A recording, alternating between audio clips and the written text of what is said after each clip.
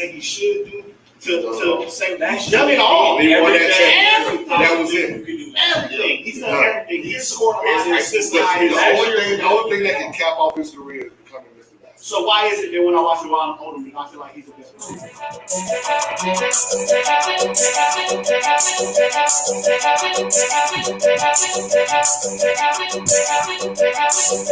Every time I watch him while I'm older play, I feel like I'm seeing something special. Like I'm seeing something that I'm not gonna maybe not see again. I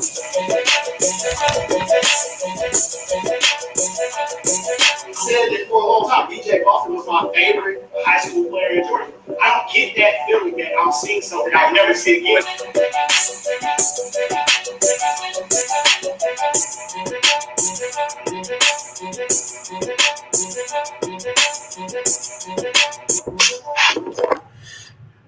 It's the Love of the Game podcast. I'm your host, Mondre Allen. We're in the building. It's another Sucker Free Sunday. Y'all know what we do. Y'all know what time it is. Y'all know how we get down. Hey, man, we got a great show lined up.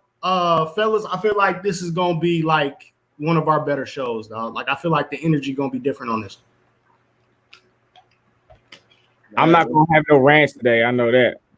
Right, you ain't going on? That's what happens when you take a week off, baby. That's what happens when you take a week off. Oh, now he's relaxed. Now he's chilling, dog. He come fresh off a 60-point performance on 9 dribbles. Now he's relaxed. My phone been real quiet this weekend, so yeah, I'm chilling. No, I'm not no rants. Nah. Yeah, they do be legendary. But nah, I'm chilling. Yeah, we gotta go, man. We got Westlake in the building. But yeah, yes, sir. Nah, no rants. Your rants legendary, baby. They say your rants legendary. Yeah, they are. Let's get to it, man. We got an exciting guest, man. I think our support for HBCU basketball has been unquestioned. You know what I'm saying? So I think this is only right what we're doing today, and our coverage of just the Atlanta or Georgia basketball has been unmatched as well. So to me, this was the next logical step, man. We are so grateful and appreciative to have this young man on. We got Jalen Jackson in the building, newly minted North Carolina A&T Aggie. Hold on, let's bring him in. Hello, Jalen. Can you hear me? We got you loud and clear, my man. How you doing, bro? I'm doing good. How about yourself? Man, I can't complain. My boy. Hey, your boy, we got some bandwidth issues. Like Jalen just dropped off. I think we're gonna try to get him back. Hey, man, you know that Bryce former player, so blame that on Bryce. Hey, don't blame that on me. We ready. Hey, shout out to the Cherokee Legacy, no doubt, man. It might be you. It's love. Hey, while we waiting on Jalen to come back, oh, here he is. I'll bring him back in. Jay, we got you. Yeah, it keeps freezing. Like He might be able to do without video and just do the audio. Yeah, it's all good. We're gonna work through it. I just wanted to first say congratulations. But tell us about your recruitment and why the decision on North Carolina A&T. What was so special about A&T that you decided that's where you wanted to continue your career?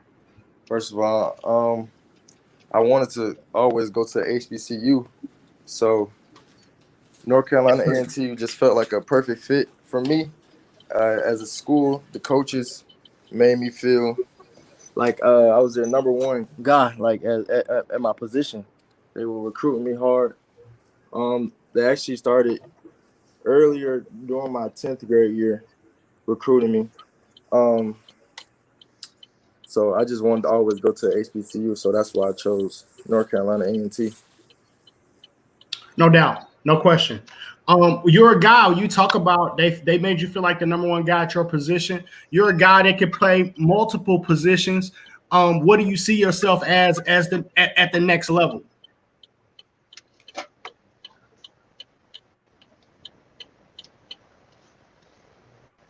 Jalen, you still there? Could you repeat what you were about to say? We got you. I said you mentioned them making you feel like the number one guy at your position, but you're a guy that can play multiple positions. What do you see yourself as at the next level?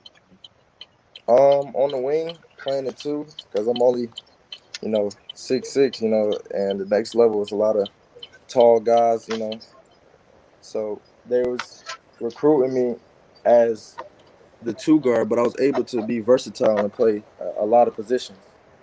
So that's what they liked about me also. Got you.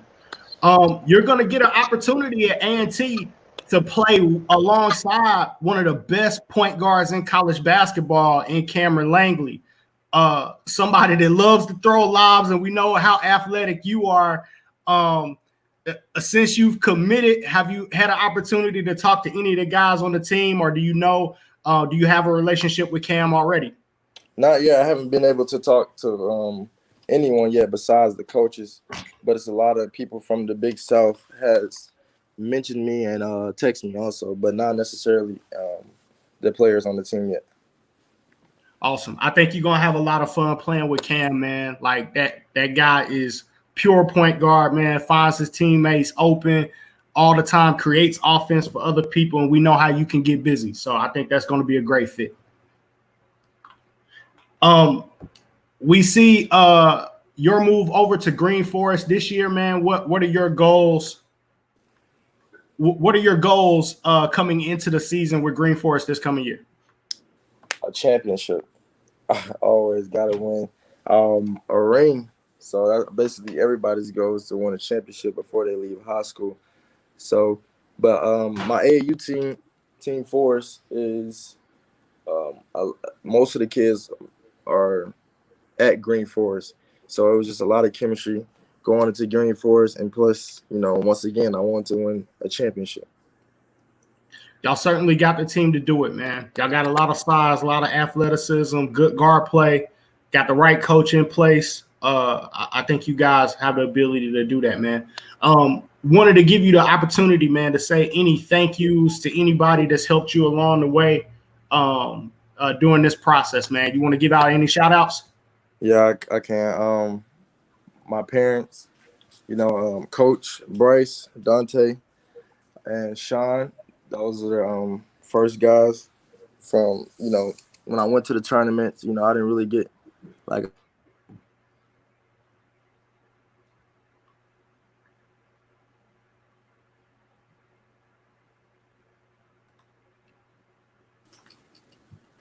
Go ahead, Jalen. We got you back.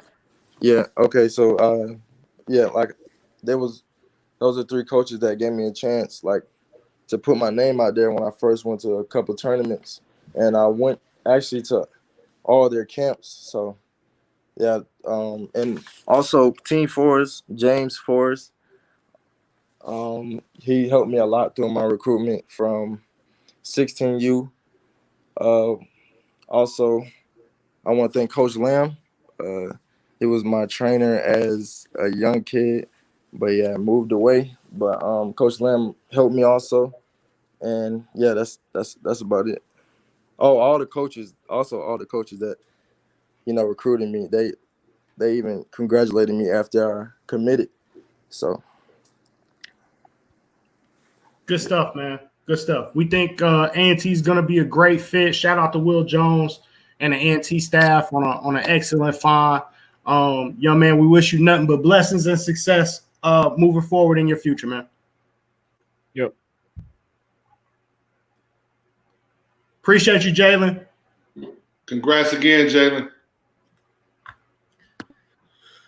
It's a solid man. Always like to see kids have that opportunity to get to the next level and do their thing. I'll tell you what I respected was the fact that he said he always wanted to go to an HBCU, and he stuck behind it and stuck with it, no matter who came in the door. So that's a huge shout out to the kid. I think for Jalen and other kids like him, I think he's somebody that they could follow his path, and by that I mean a lot of times kids don't want to always develop and take the time to develop their game. And Jalen is kind of one of those kids that slowly, progressively gotten better and better and better. and he peaked at the right time. Some kids want to go to high school and they want to play varsity immediately, and that wasn't necessarily Jalen's goal. His goal was to get better, and that's what he did. And I coached him at Westlake and on the JV team, and by the end of the season, I was like, okay, yeah, he's got a chance. Like he's gonna, he's probably the best player on the JV team. But my point is that for kids watching, you don't always have to go straight in and play varsity. Sometimes it's best to work on your game, and when you get to that point to peak and to pop, as we've heard, your popcorn pops. Your time is gonna come. Your time comes, and when your time comes, it's nothing that anybody can do to stop that. So, but kids got to be ready when their time comes. Don't say you ready for it, and then your time comes and you're not ready. Like, yeah. You gotta be putting into motion what you want. Yep. No doubt. I do want to give Jalen one more second before just to make sure that he was able to thank everybody that deserved their just due. Hold on one second. Jalen, you there? Yeah, I hear you. We just wanted to make sure you had a chance to thank everybody that you wanted to thank before we ended that. So I pretty much said everything. Thank North Carolina A&T. No doubt. Hey, well, young man, we wish you well in the future, man. We appreciate you coming on, man. Exciting times ahead, and good luck on this year.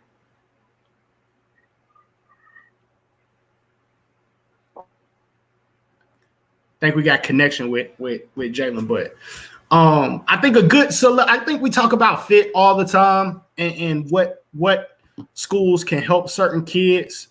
I think North Carolina A&T is a good fit. I think playing, we talk about Cameron Langley a lot on this show. I think he is top 5 in assists in the NCAA right now. So you're coming in and you won't have to work so hard for your shots because you have a great point guard to help with that. They also had a freshman point guard that came in and will also play the 2 at times from Chicago that had good minutes. That was also a very heady, smart point guard, but somebody that could score as well. So he's going to have some backcourt mates that can help him through those rigors of that conference schedule and getting accustomed to how to perform and play at a high level.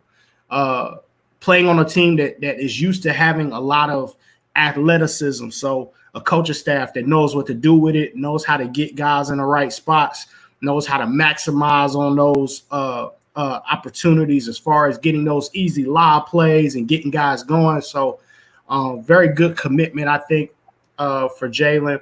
I like the list of people that he thanked as well, because that's always important, right? Start with your parents, and then, Sean, who does so much for the basketball community. Same thing with James Forrest and Teens Forrest. They do a lot for this community. So very solid, man. Hoping for a championship at Green Forest, man. Hey, I know Roy Griffin is wanting that to happen too. No disrespect. I'm not hoping for that for him. Hup, I know you got to play that kid. Green Forest had them 7-footers. Hey, it's a challenge, but yeah, to be great, you got to face a challenge, right? But I mean, they lost a big piece in the kid that went to Drexel, right? Yeah, Mark Oden. Yeah, he was a solid piece. They're gonna be tough. Two great pickups. The late season pickup last year. Who they pick up? Chase Cormier was the late season pickup. Oh, they did. Jalen, Well, who all knows if Chase gonna be there? Never know. That ain't none of my business. Hey, how you just come in the show and just drop something like that? That ain't none of my business. Hey man, since you opened a can of worms. Oh, I don't know, man. I don't know, man. I know as much as y'all know. No, I didn't know nothing about what you just said. I just said what if. I didn't say he was going. I don't know. Hey, you see how Locke kind of slick act like he don't know stuff when he knows stuff. And Hey, then, did y'all watch the? Did y'all used to watch Everybody Hates Chris? When they I had did. the dude who had the ear to the streets. That's Locke. Always know something. You know what I'm saying?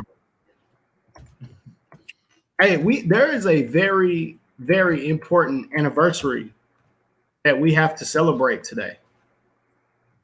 You guys know what it is? Nah, I don't. This is 15 years ago today. Young Jeezy released Oh yeah. Thug Motivation 101. Yes, sir. Hey man. I'm the rebel. I've called this album. You already know. I trapped for the year 4 times in a In a And row. what they give you lifetime supply of baking soda and clientele. Okay, Jeezy like drink. Jeezy like smoke. Jeezy like listen, I've called this album the Paid in Full of the South for a long time. Am I wrong? Is this not our Paid in Full? I can't disagree with that. I can't disagree. I know New York is going crazy right now because that's Rakim and that's sacred ground, but Thug Motivation 101 is our Paid in Full. Shout out to my guy, Coach Gill. He already had put on Twitter. He bought 2 of them albums when it came out 15 years ago. At Circuit City, might I add, which took me back. That took me back. Hey, Circuit City used to be in Greenbrier Mall. Bryce, you don't know about that. Circuit City? Yeah, I know about Circuit City. I don't know about Circuit City Mall, though. Nah. Said the album getting you through grad school. Hey, that Thug Motivation can motivate you through anything, bro. Yeah, I was buying real albums. I was getting them 3 for $10 from the man at the grocery store. There was a little shop in the West End Mall, like a store across the street, and you walked in, and then in the back, if you knew like the code word to get in the back. Bro, I've been in there. Yeah. Bro, you're talking about in the back behind the joint. Yeah. There's a store behind the joint. And if you knew the code word, he let you walk behind the joint, and you had everything on the wall. So you get that joint, get 3 for $20, 4 for $20, every new joint. I was on them type of deals. I haven't bought a real album. Bootleg heaven, dog. It was bootleg heaven back then. Yes, bro. Yep. It was like a curtain or something back there. You couldn't go back there unless you knew. I think I went back there when that Jeezy album came out. It was about that time, around that time when Jeezy and Gucci, like, they was all hot. And I went back there with somebody else, like, look, I got somewhere to go. They show. I'm like, what the heck? They had everything in there for 4 for $20. That place got ran in so many times, bro. Yeah. Those are the deals I like. They only took certain people back there, though. You had to know the code word to get back there. Dude, it's funny because I knew we used to go back there. I used to sell forces back in the day, $50 when I was in high school. I had the forces. I had fake Louis Vuitton purses, Coach purses. You remember the Bathing Ape coats? $75. The jeans selling for $50. You were buying them off you? Nah, I had a plug that's come up here in Atlanta. I was a real life Trump boy. Fugazi Lock. I gotta call him Fugazi Lock from now on, dog. I remember all that fake stuff to school. I used to get the bootleg Bapes and the Jordans from overseas. me and Big West. Took y'all about what, 3 weeks to get them over here? They had to come through customs, all that. Yes, in every color with all them stamps on it that you can't read. We used to sell them joints. A couple of them I kept. A couple of the J's I kept. Go ahead. Don't you wear them out no way, man. Go ahead and bring them out. Bust them out one time for the one time. On for real, I wore some Raptors, and my ex called me out on it. And I said I had to throw them away. Like, she was like, "Are those real?" You had the fake ones? Yeah, I had fake. I ain't buy no real pair of J's. I turned like 25, 26. Oh yeah. I wasn't wearing real J's. I wasn't wearing real forces for years. Hey, just know we got you recorded on live. We can always. I don't care. Hey, man, I get it. I get it. Hey, I might have to pull out the diamond tester on Lock to this day now. Hey, the kids in school, they test to see if your J's is fake. They make you run the barcode on Google. Damn. Wow, Bryce, I never do that. You never seen that before? Look, No. kids will be in class and be like, man, pull out the barcode. Let me see. And they put it up on Google. They scanning barcodes. Scanning barcodes to see if your J's is real. I would tell them they really on my feet. Boy. They really on my feet. Yeah, I do got that jump man is a little. Hey, Jump man be doing this. Like Jump man doing a finger roll. Jump man a little off, my guy. Hey, we do have to see some old pictures, Lock, because I feel like Lock back then, Lock had the was wearing had the triple XL white tee with the oversized red monkey jeans. Hey, hold on. I'm finna show y'all a picture. I already know how Lock was living. He looked like a Nietzsche dude. You was wearing a Nietzsche back then, wasn't you? I couldn't afford a Nietzsche. We couldn't find no bootleg Nietzsche. Lock was definitely the dude with the big t-shirts and the Jabot jeans. Hey, Cam said you still ain't wear Will Forces, Lock. Hey, hold on. I got a real pair I bought out the mall a couple years ago. I ain't worn them but twice. Hold on, I got some real Trump boy pictures now. Trump boy. I wore jewelry and everything. I gotta find a way. I'm glad you moved to Atlanta. Hey man, I was a product of my environment. I see that. Hold on. I was real like Trump boy. That's a Gucci bag. Hey, you see that key, right? I had the key to the city. I had the key to all business. Key to the city. How much you get that chain for? How much you get that chain for? Oh, I got in the middle of them all about one. They had no paperwork on that chain. Nothing. About 180. Hey, I got the watch for like 120. I'm 19 now. I'm 19 years old. Cam on his head said Lock was sleeping at camps. You slept at camps. Hey, chill out, Cam. You gotta keep them low. Who camp you talking about? On the radar camps? No. Oh, never mind. Hey, that ain't just DC, dog. It was a lot of New Balances in Louisville too. Hey, that was some dude. That's some New Balances you'll rock now with the right fit. It was New Balances and you gotta throw the 991 New Balance on. Come on now. I'm finna show y'all some Trump. This me. This me. Oh yeah, you definitely. Yes, sir. You was getting it. You was getting it. Yeah, we definitely throwing a New Balance. We give you Nike boots. We give you all that.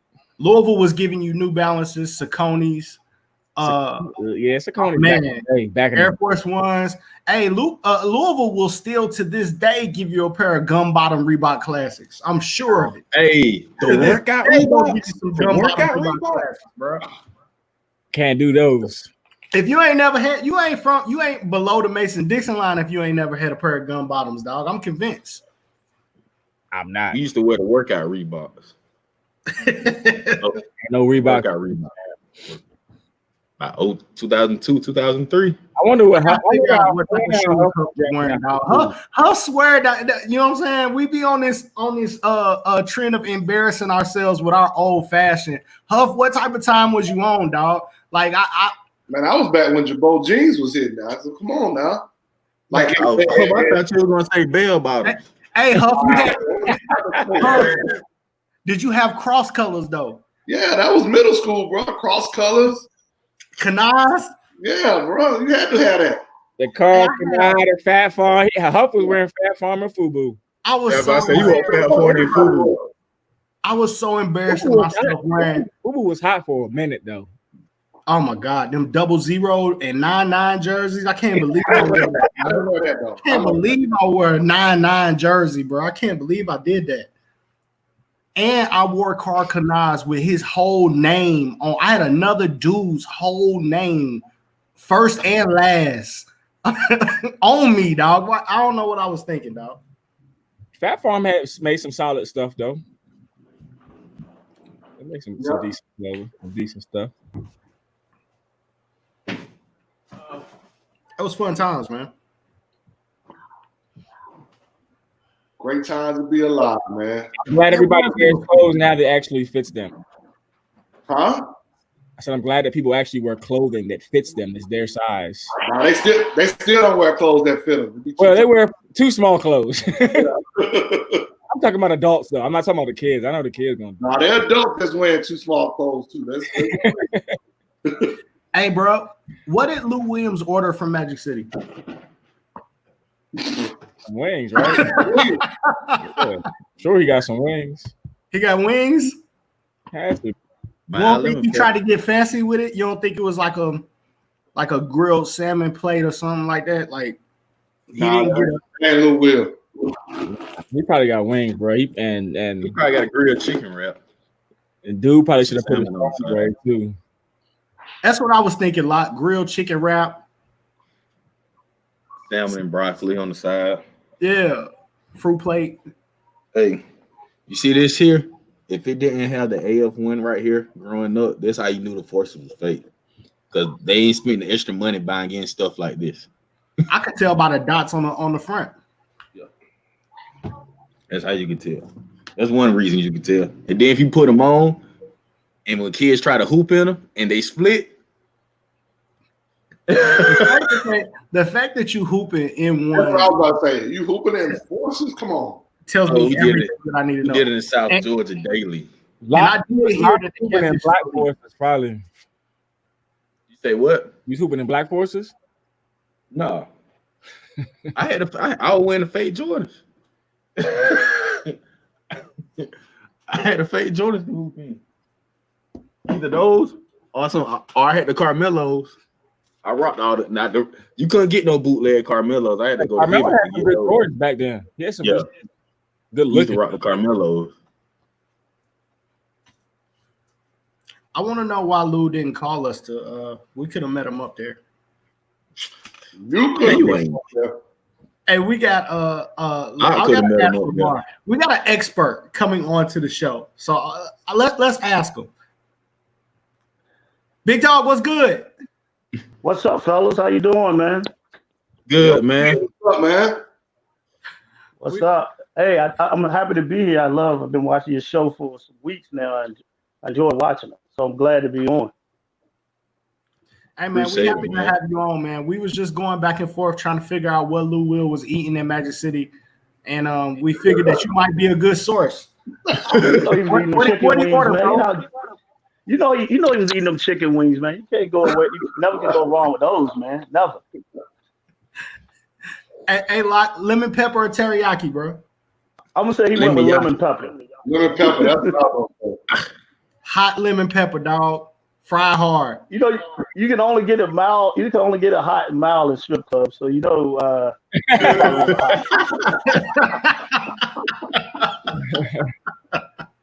Hot lemon pepper, fry hard, extra wet. That's what I think the order was, bro. That they got him out there. No question. No question. Hey, he posted on Twitter. Hey, y'all know, everybody knows what my favorite restaurant in Atlanta is. Stop playing. That's like there was no even denying, bro. Hey, that's a good comeback. That's a great comeback. I can't say that I blame him. Hey, Coach, it's so great having you on the show, man. Like we've been looking forward to this for a minute. You got experience D1 as an assistant, but now you're a NBA scout outside the bubble, right? Outside the bubble, they get a chance. They only took the 17 players from each team and the coaching staff. There was actually some coaches who didn't get a chance to go down as well, and then management. So you had up to 35 guys that you could take with you down to Orlando. Got you. Do we know? And I've been asking this question seriously before we're gonna have some fun, but I've been asking this. Is there anything in regards to the bubble or how the testing protocol is working at the NBA or with the TBT that we at the lower levels of basketball, meaning grassroots basketball or high school basketball, is there anything that we could possibly take away in regards to how you guys are handling testing or any procedures at all that may help us as we attempt to have a season moving forward? But I mean, if you notice, I mean, everything is quarantined. Those guys are there together.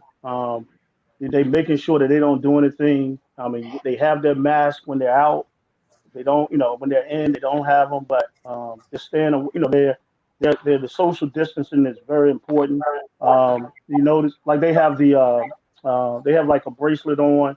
It keeps them, they'll let you know how far away they be. It'll let them know if you're too close. And so that's the thing. More that it's the same thing they've been preaching: social distancing, making sure you got on your mask, those type of things. That's what more than anything, you have to continue to do that. That's what I think you have to take away. And you also got to remember they invested a ton of money into this to make sure that this get off right. I mean, you're talking about $1.2 billion is a huge number to be invested in these. That's incredible. It's good to have some basketball back. I love seeing 0 positive tests. That was the last report I heard that they had inside the bubble, 0 positive tests. I'm hoping that there's something that are things that we can all learn. Maybe it is just follow the rules. Maybe it's that simple. Like, we can't put us all in a bubble, but if the only thing they're doing inside of that bubble is really following the social distancing rules, maybe if we follow the rules, there's hope for us to move forward and have a season. Dre, something simple we can have is just look how they spaced out for the bench. I mean, that's something that can be taken to a high school. I agree. Move the bleachers back, the first 2 rows of bleachers back, and space the benches out to socially distance. I agree with both of you guys. I mean, I agree with you 100%. Good idea. Little things like that makes it a lot easier. Might be able to remove cheerleaders, bands, stuff like that from high school events, Coach. Maybe have their own type of event that can be socially distanced as well. Any, essential, non-essential personnel at some of these games may help us. I'm sure some head coaches would love that idea. Trust me. They always wonder, like, why do we have to have cheerleaders and things like that? I remember as a high school coach, you used to say the same thing, at times, but at times you do need them. So I can best believe there's some high school coaches that are like, we don't need cheerleaders to be here with us. Trust me. I'm sure they're saying that. I'm ready to see, man. I mean, I don't want us to end up in a position that some other states are in, of people talking about distancing themselves from high school associations and forming other like it's getting to be a fight when it comes to lower levels of basketball. I don't want to see that.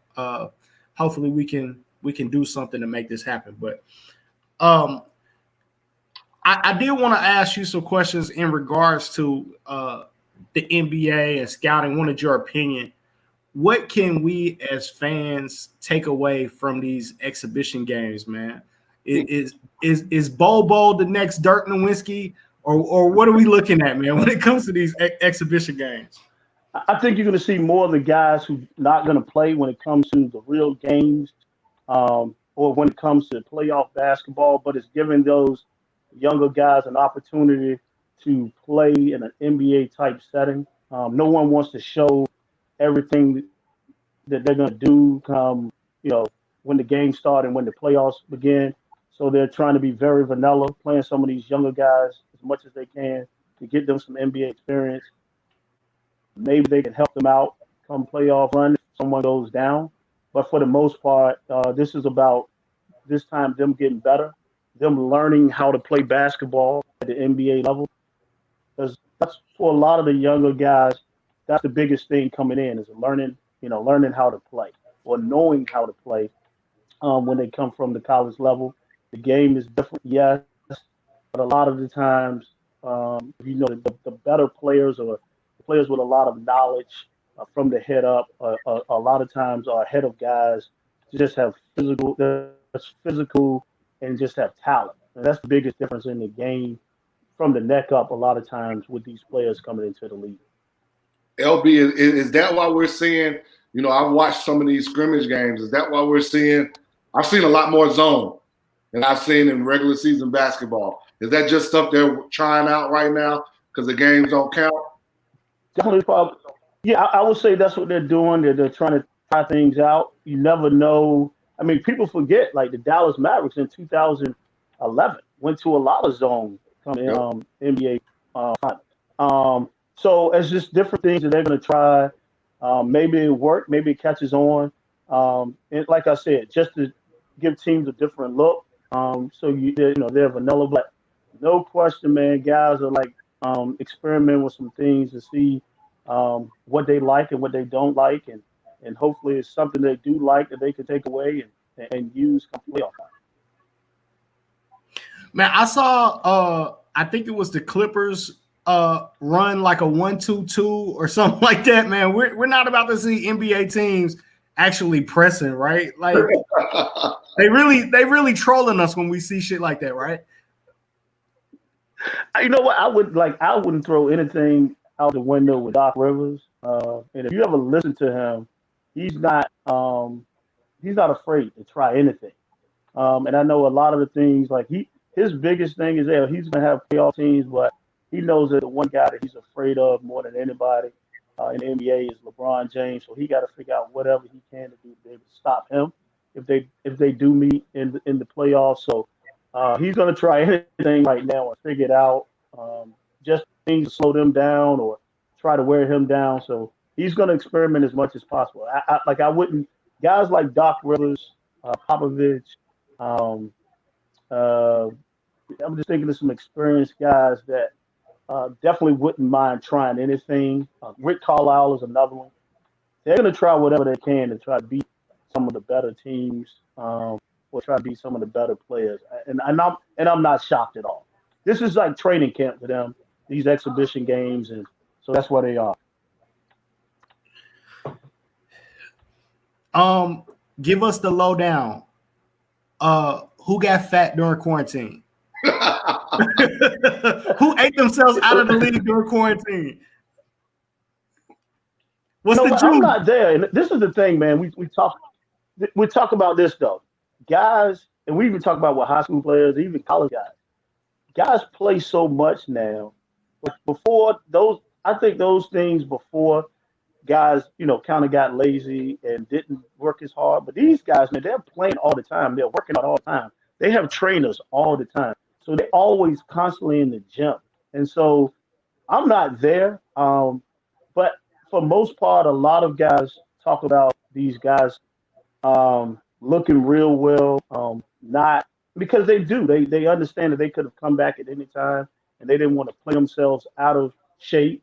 So that's the good thing about today's game. Like guys aren't coming back and looking as bad because they do constantly work out, and a lot of the trainers, the athletic trainers, make sure they stayed on top of these guys and made sure they were working. Now there's gonna be some guys that's gonna not eat good, but they still train real well. They kind of take care of the bodies. I mean, you even look at Zion, who came back. Everybody probably thought he was going to be super big when he came back, and he looked in great shape. He did look good. He looks like Lawrence Taylor. He looks like I can run through you or I can jump over you. It's not even your decision anymore. It's my decision. Like I've never seen a more imposing basketball player, I don't think, in my life. And I was questioning how good Zion was going to be at the pro level, but he just plays so much harder than people. Like that kid looks, I don't know, that it doesn't look like he should be able to to do what he does night in and night out. Like, how are you bullying dudes in the league? What were your thoughts on him? What did you expect to see?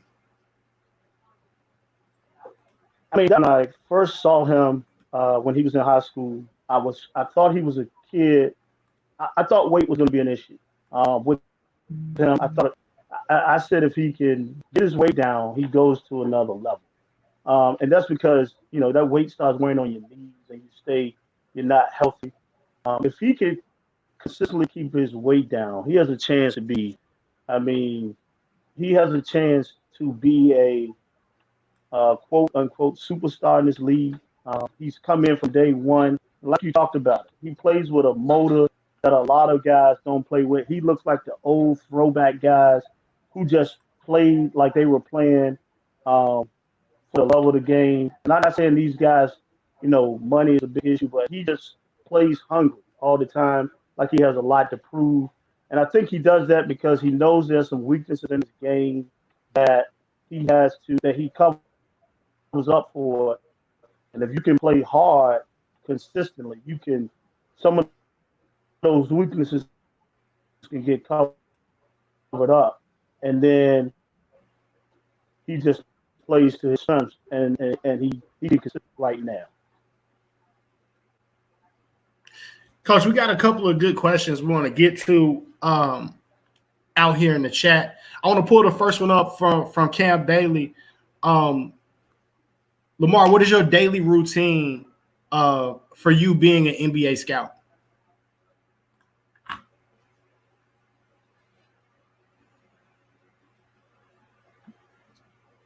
So I'm gonna say this pandemic, it was during the season, especially non-conference games. I was out on the road more, traveling. Once we got into conference play, and I ended up watching 80 games this year. I think it was 80 before the tournament play started. But I'm up at 7:30 in the morning. My wife goes to work, and I'll probably start writing some of my reports up for a couple of games I need to catch up on. So I do Wednesdays, Thursdays, Saturday, and some Sundays. So I was out 4 or 5 times during the week.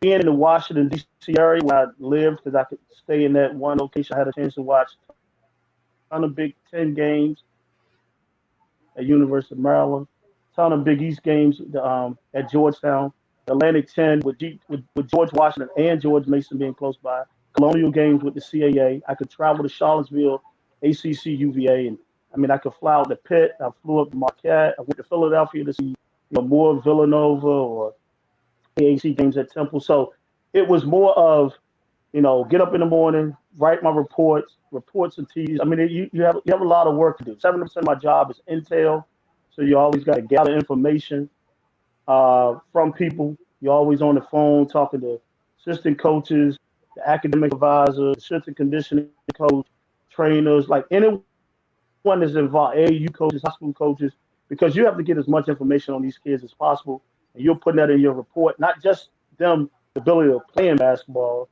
but also the just knowing the information on these guys, because that when you're investing in these guys, you got to make sure you're getting the right drafting these kids.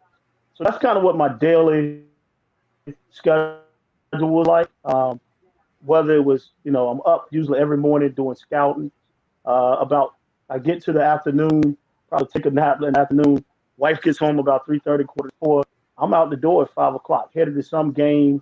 Sometimes I may end up leaving earlier, depending on where I'm going. Sometimes it's a flight, but that's what my schedule was. And you have a life a little bit more than from college coaching. So I didn't have to worry about all the things that go along with college coaching.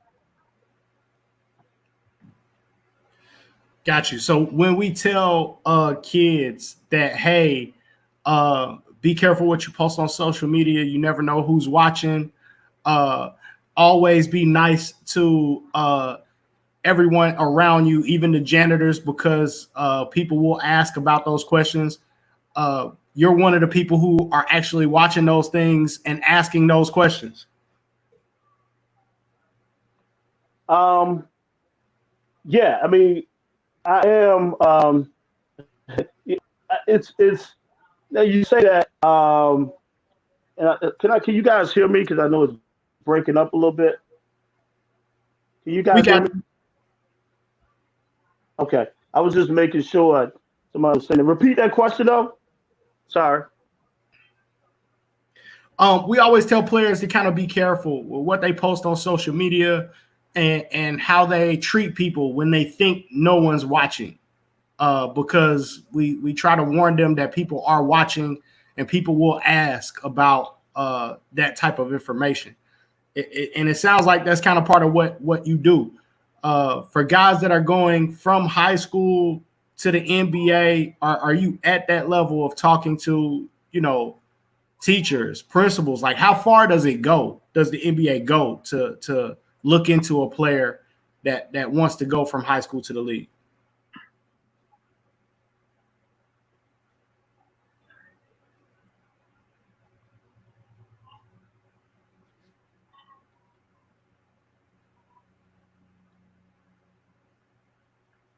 This ain't our day for connection, is it, Huff? Oh, man, I'm like Jalen was having issues.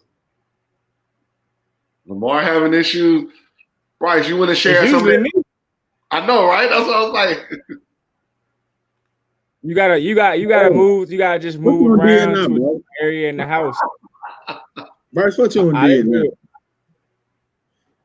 Oh, I actually listen. I ain't going no rant today. I haven't said anything.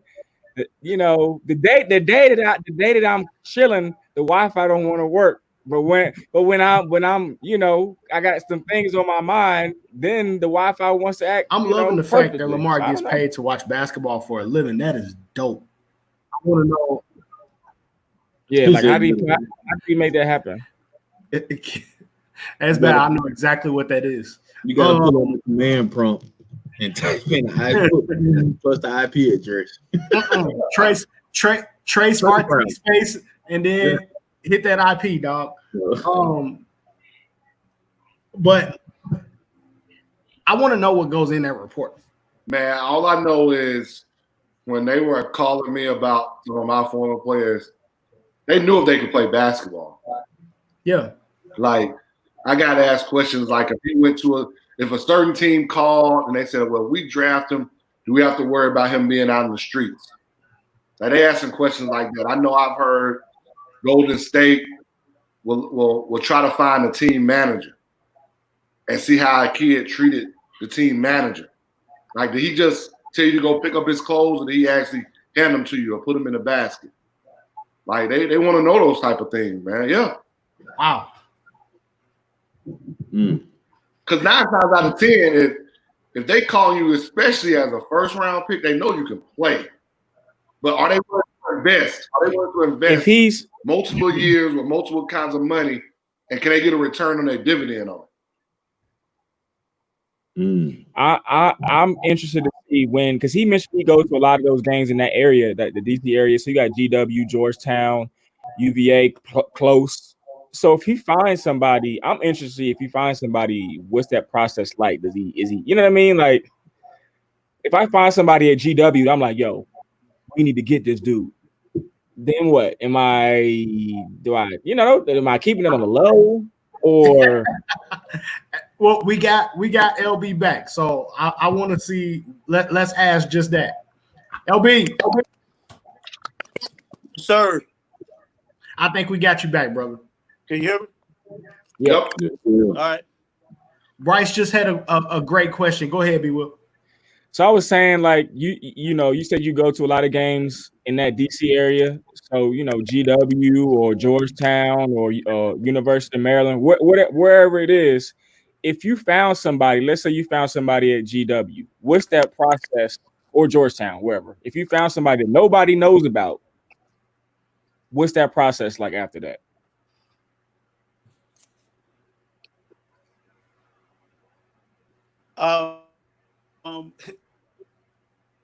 The crazy thing about it's hard now because you go into every scout does this. they go into every game and they have a list of guys. I'm usually on the road with probably about anywhere from 5 to 8 guys per trip, and it could be more depending on where you are. So hold on one second, LB. Sorry to cut you off. We having some audio issues with you again. What's going with them? Hey, they don't want us to be great today.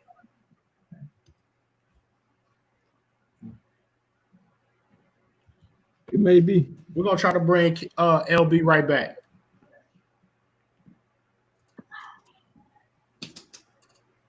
Lot, you brought back some bad juju from Florida. Oh.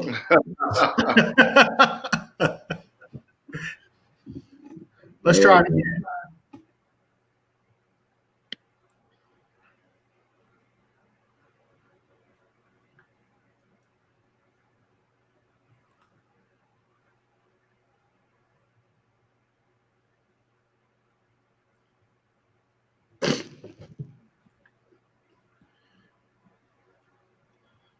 I feel like flashing that thing on the screen. We'll be right back. All right, we're gonna try it again with LB. LB.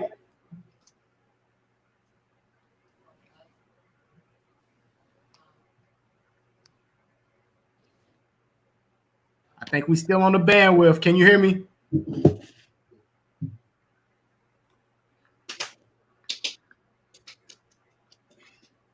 Yeah, I want to know what goes into that report.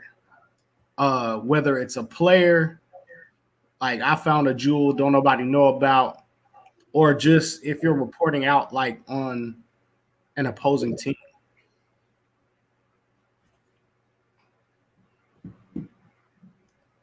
I could dig getting paid to watch basketball though. So you all in on that, right, Mondre? I mean, like you're paid to watch basketball too. How's life? I don't make a living. It's a difference. I make a living working on computers. Basketball is just my extracurricular activities. I want to toss this public service announcement out real quick though. If you have posted on your social media or told people that you want WNBA players to get better pay and you're not watching any of these WNBA games, you're the problem. Dude, you're the reason why they're not getting paid.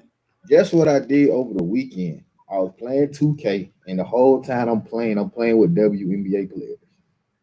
It's actually more fun. It is. It really is. Cause, hey man, old girl from Maya Moore. Oh, she was. Hey, she's a cheat code on 2K. She's a cheat code on 2K. Huh? That's like playing with a legend. You can't.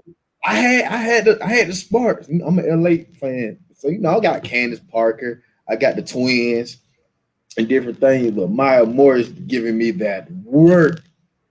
I had to go check the slides and make sure my nephew wasn't cheating.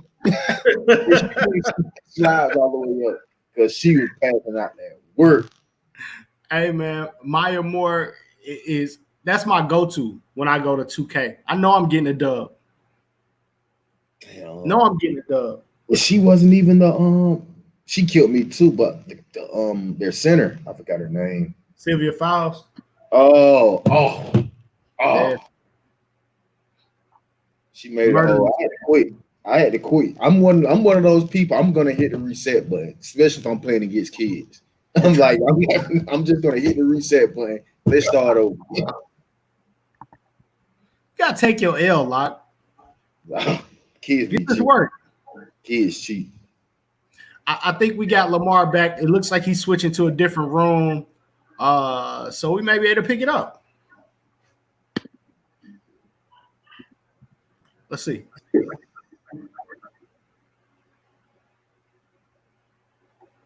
LB, you there? This is gonna be a long day.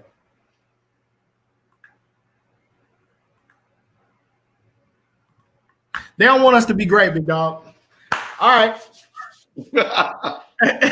We off the rails. Let's go. We going tweet of the weeks. Let's do it. Kids. Let's go. What is it? Hey, see, it's Bryce's fault. Bryce got kicked off too. It's 100% Bryce's fault. Here we go. I'm gonna go to. Let's go to this. Our boy Adam Blake said it's amazing how different some guys play when there are coaches, media, and more fans watching on the top court compared to when they are on a back court with nobody there. Locke, you are in-house evaluator, dog. What that mean? What that mean when they only play good on the ESPN court and they trash when they on the TBS court? You know, they just play when the lights come up. I think a lot of times some kids, and we had this on the Middle Georgia show last week. Some kids are just hype about playing certain teams. And for example, Team Georgia Magic played against Aim High last week. They beat Aim High, but then who I think had more Division I players than the team they played the second game, I guess Tennessee Panthers, who they barely beat. But like I was telling someone, Team High is more of a target for Team Georgia Magic instead of playing Tennessee Panthers, who are a team that's out of state. They don't see those guys as much as they see the team Aim High guys. So a lot of times I think when you're on the ESPN court, you know you're playing against. It's a reason why you're playing against this team sometimes. It just hasn't been are we just going to match them up? Somebody may request for this matchup. So it's going to put a little more towards the game. And now the kids are going to play they're going to play like it's a state championship game instead of it's a, first beginning of the season type of game or a jamboree in the back jam. And I also think that sometimes kids and parents get this idea that they are owed front court appearance when they go to these certain events, and you're not. Like you have to produce and you have to win games to get the luxury to get those games to play on those courts. You know what I mean? Like you got to play every game, even if it's in the back gym, to earn that right for somebody who schedules those games to say, "Oh, let me put them on the main court. Let me put them on." But see, I'm going to be devil's advocate. John Morant was found in the back gym, so should it matter what gym you playing in? No, it doesn't. Look, John Morant is one out of a million. What'd you say, Locke? John Morant is a 1 out of a million kids that will have that same mindset he had playing AAU. A lot of kids. That's a great word you just said, mindset. Like a lot of these kids don't have a mindset that every game they got to go out and they got to kill if they want to get the name recognition, if they want to be seen. It can't just be when it's the 1 o'clock game on the ESPN court. What about the 8:30 game in the back gym? What about the 9 p.m. game in the back gym? Or over at Alatoona when everybody else at McKeever or whatever. Can we also say that because of the pandemic and coaches are not out, that maybe that kids are not playing as hard as they normally would? Well, I think what if it's not? What if you got 50 coaches at the one game and you only got 10 of the other? You're not gonna play as hard for the 10 as you will for the 50. I think they're still gonna play hard for the 10, but right now it was none. They don't know who's watching. They don't know. They don't. But kids, you gotta think about how kids think, Huff. You gotta think about how kids think. Kids don't always think about like, man, I don't know who's streaming right now. Like I don't think they think like that. If they don't see the camera, they feel like nobody's watching. Yeah. If they don't see it physically, they think nobody's watching. Like people think, I talk to kids all the time, and they was like, "Well, you was at my game?" Like I'd be sitting on the wall the whole time. They don't know I play the game. We played a team last weekend and on the radar, a team against a team called New Orleans Elite, and they were a pretty good team. We actually went back and forth with them the whole time, for the most part, for the majority of the game. But they had a couple really good players. They had one big that's going to like Mississippi State or something like that. And then, But then the following day or days after that, that kid got offered by Virginia Tech and some other schools. I mean, so yes, your point is you never know who's watching. I know that, but I don't think kids realize like the people are watching you play. There's opportunity. I'm gonna ask this question though: are you really ready for the next level if you don't have that mindset? No. Is this part of the reason why you're ready to play every day at college? Like you can't take a day off and say, "Oh, this is non-conference.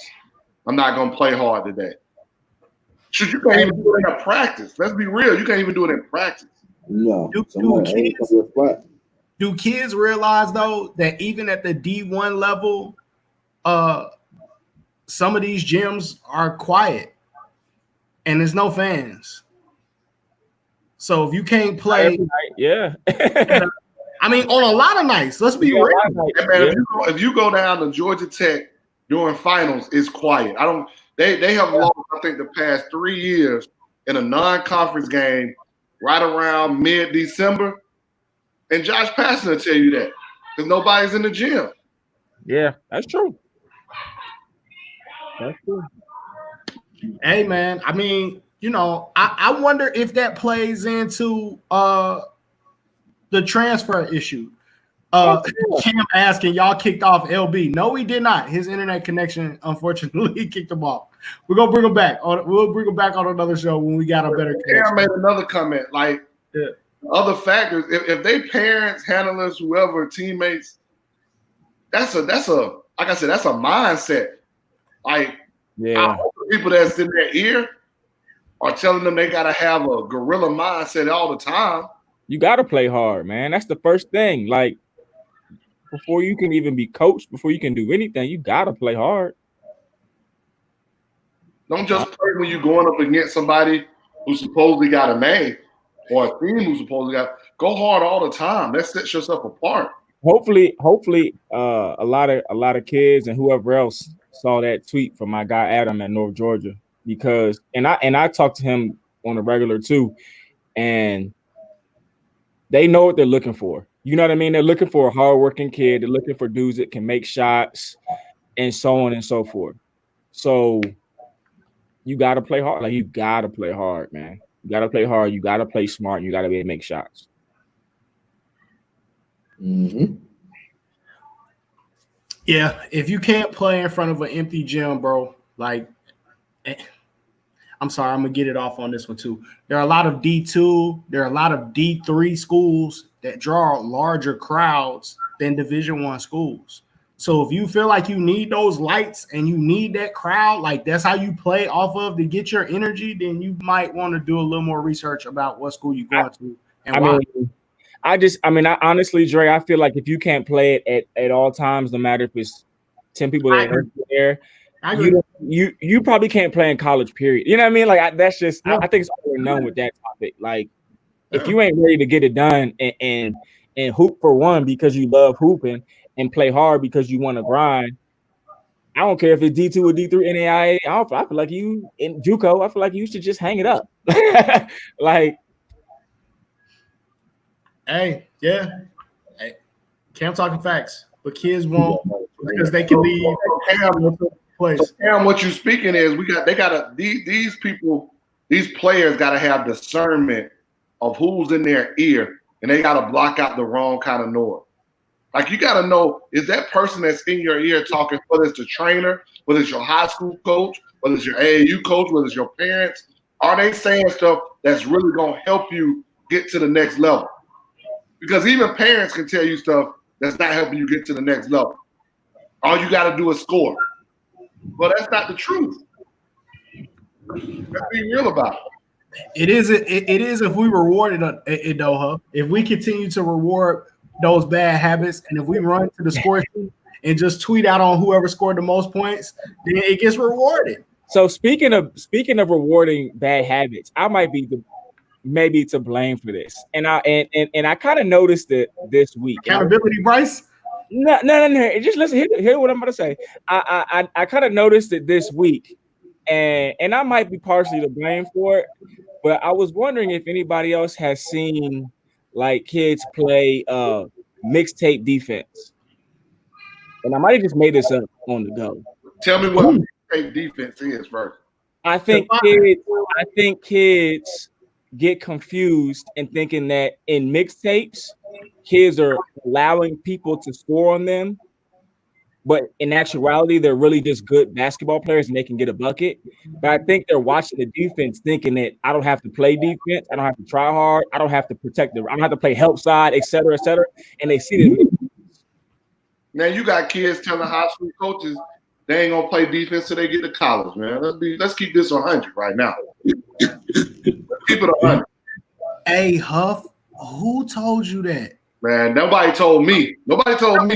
Locke know what I'm talking about. Am I not telling the truth, Locke? Yeah, you are. No, I'm laughing. You are. Like, I had that's the mindset that some of these kids think. Like, oh, I don't have to do it right now. It's just high school. No, yes, you do. You've got to do it right now. I'm not playing defense until I get to college. Wow. And while we speaking on this, I had my niece. She literally just called me. She was playing at Swanee, and she was like, she said, I played okay, we lost, but she said, I got shook. So I'm like, okay, all right, whatever. She was like, nah, I got shook while I turned around. I said, and she said, I think there was tapes out, video cameras out there. I said, so I'm like, it happens. It happens. And she was like, and I said, you might not even see the highlight. I'm like, it happens. I said, did you play tough defense? She was like, yeah, but I'm like, okay, apparently the girl was good. Like, I think that's an issue. Like, we get players who are so afraid to get crossed up, to be dunked on. But yeah, I'm watching a WNBA game yesterday, and a 5'9" guard, I can't think of her name, blocked 6'9" Brittany Griner. If she was afraid, she's not getting that block. Yep. At the rim. I'm not talking about she blocked a jump shot. That's big time block. I mean, we just gotta, like, what's gonna really produce and get these guys to the next level? So I get what you're talking to me.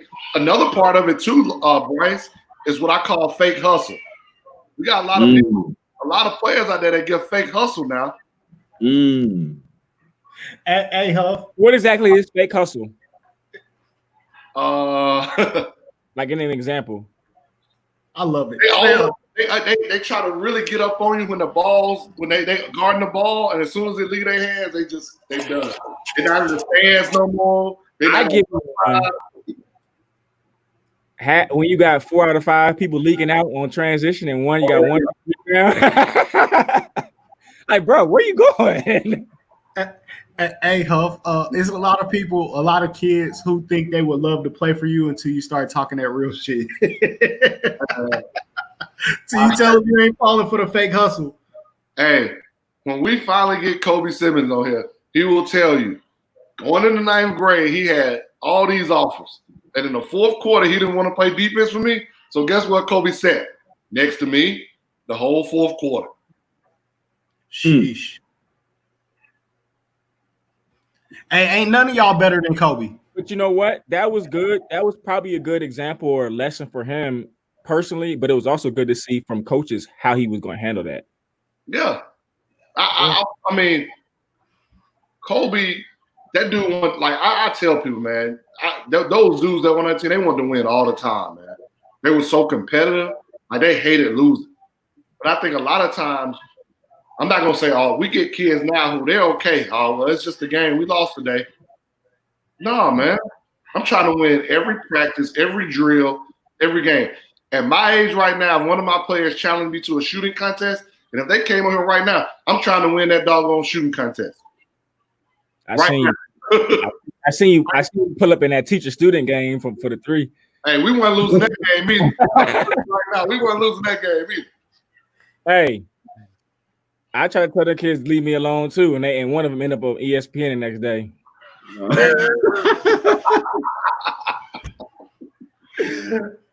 I wish I had that footage. Hey, Bryce, I got it. I know you got it on the phone. Hey, we're gonna play it on the podcast. I was on SportsCenter twice. I said, "Look, bro, I was at work. We had a banquet last night. I didn't get home till about 11 o'clock. I'm really tired. No, you can't guard me. You can't guard me. I'm like, all right, bro, keep talking. No, bro, you can't guard me. All right. I went to the trunk and I pulled out my Kobe's and I put them all whites on. It was over with at that point. It was done for? Lock.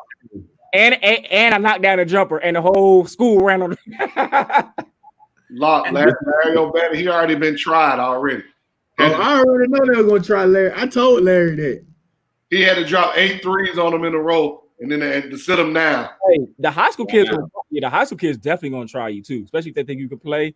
They go as soon as you step on the floor, they're gonna be like, "Oh, nah, I got you." I'll be like, "Bro, don't foul me. Like, stop fouling me, bro." Hey, Huff, you and Garrison at the top of the key, first 1 to 10, who wins?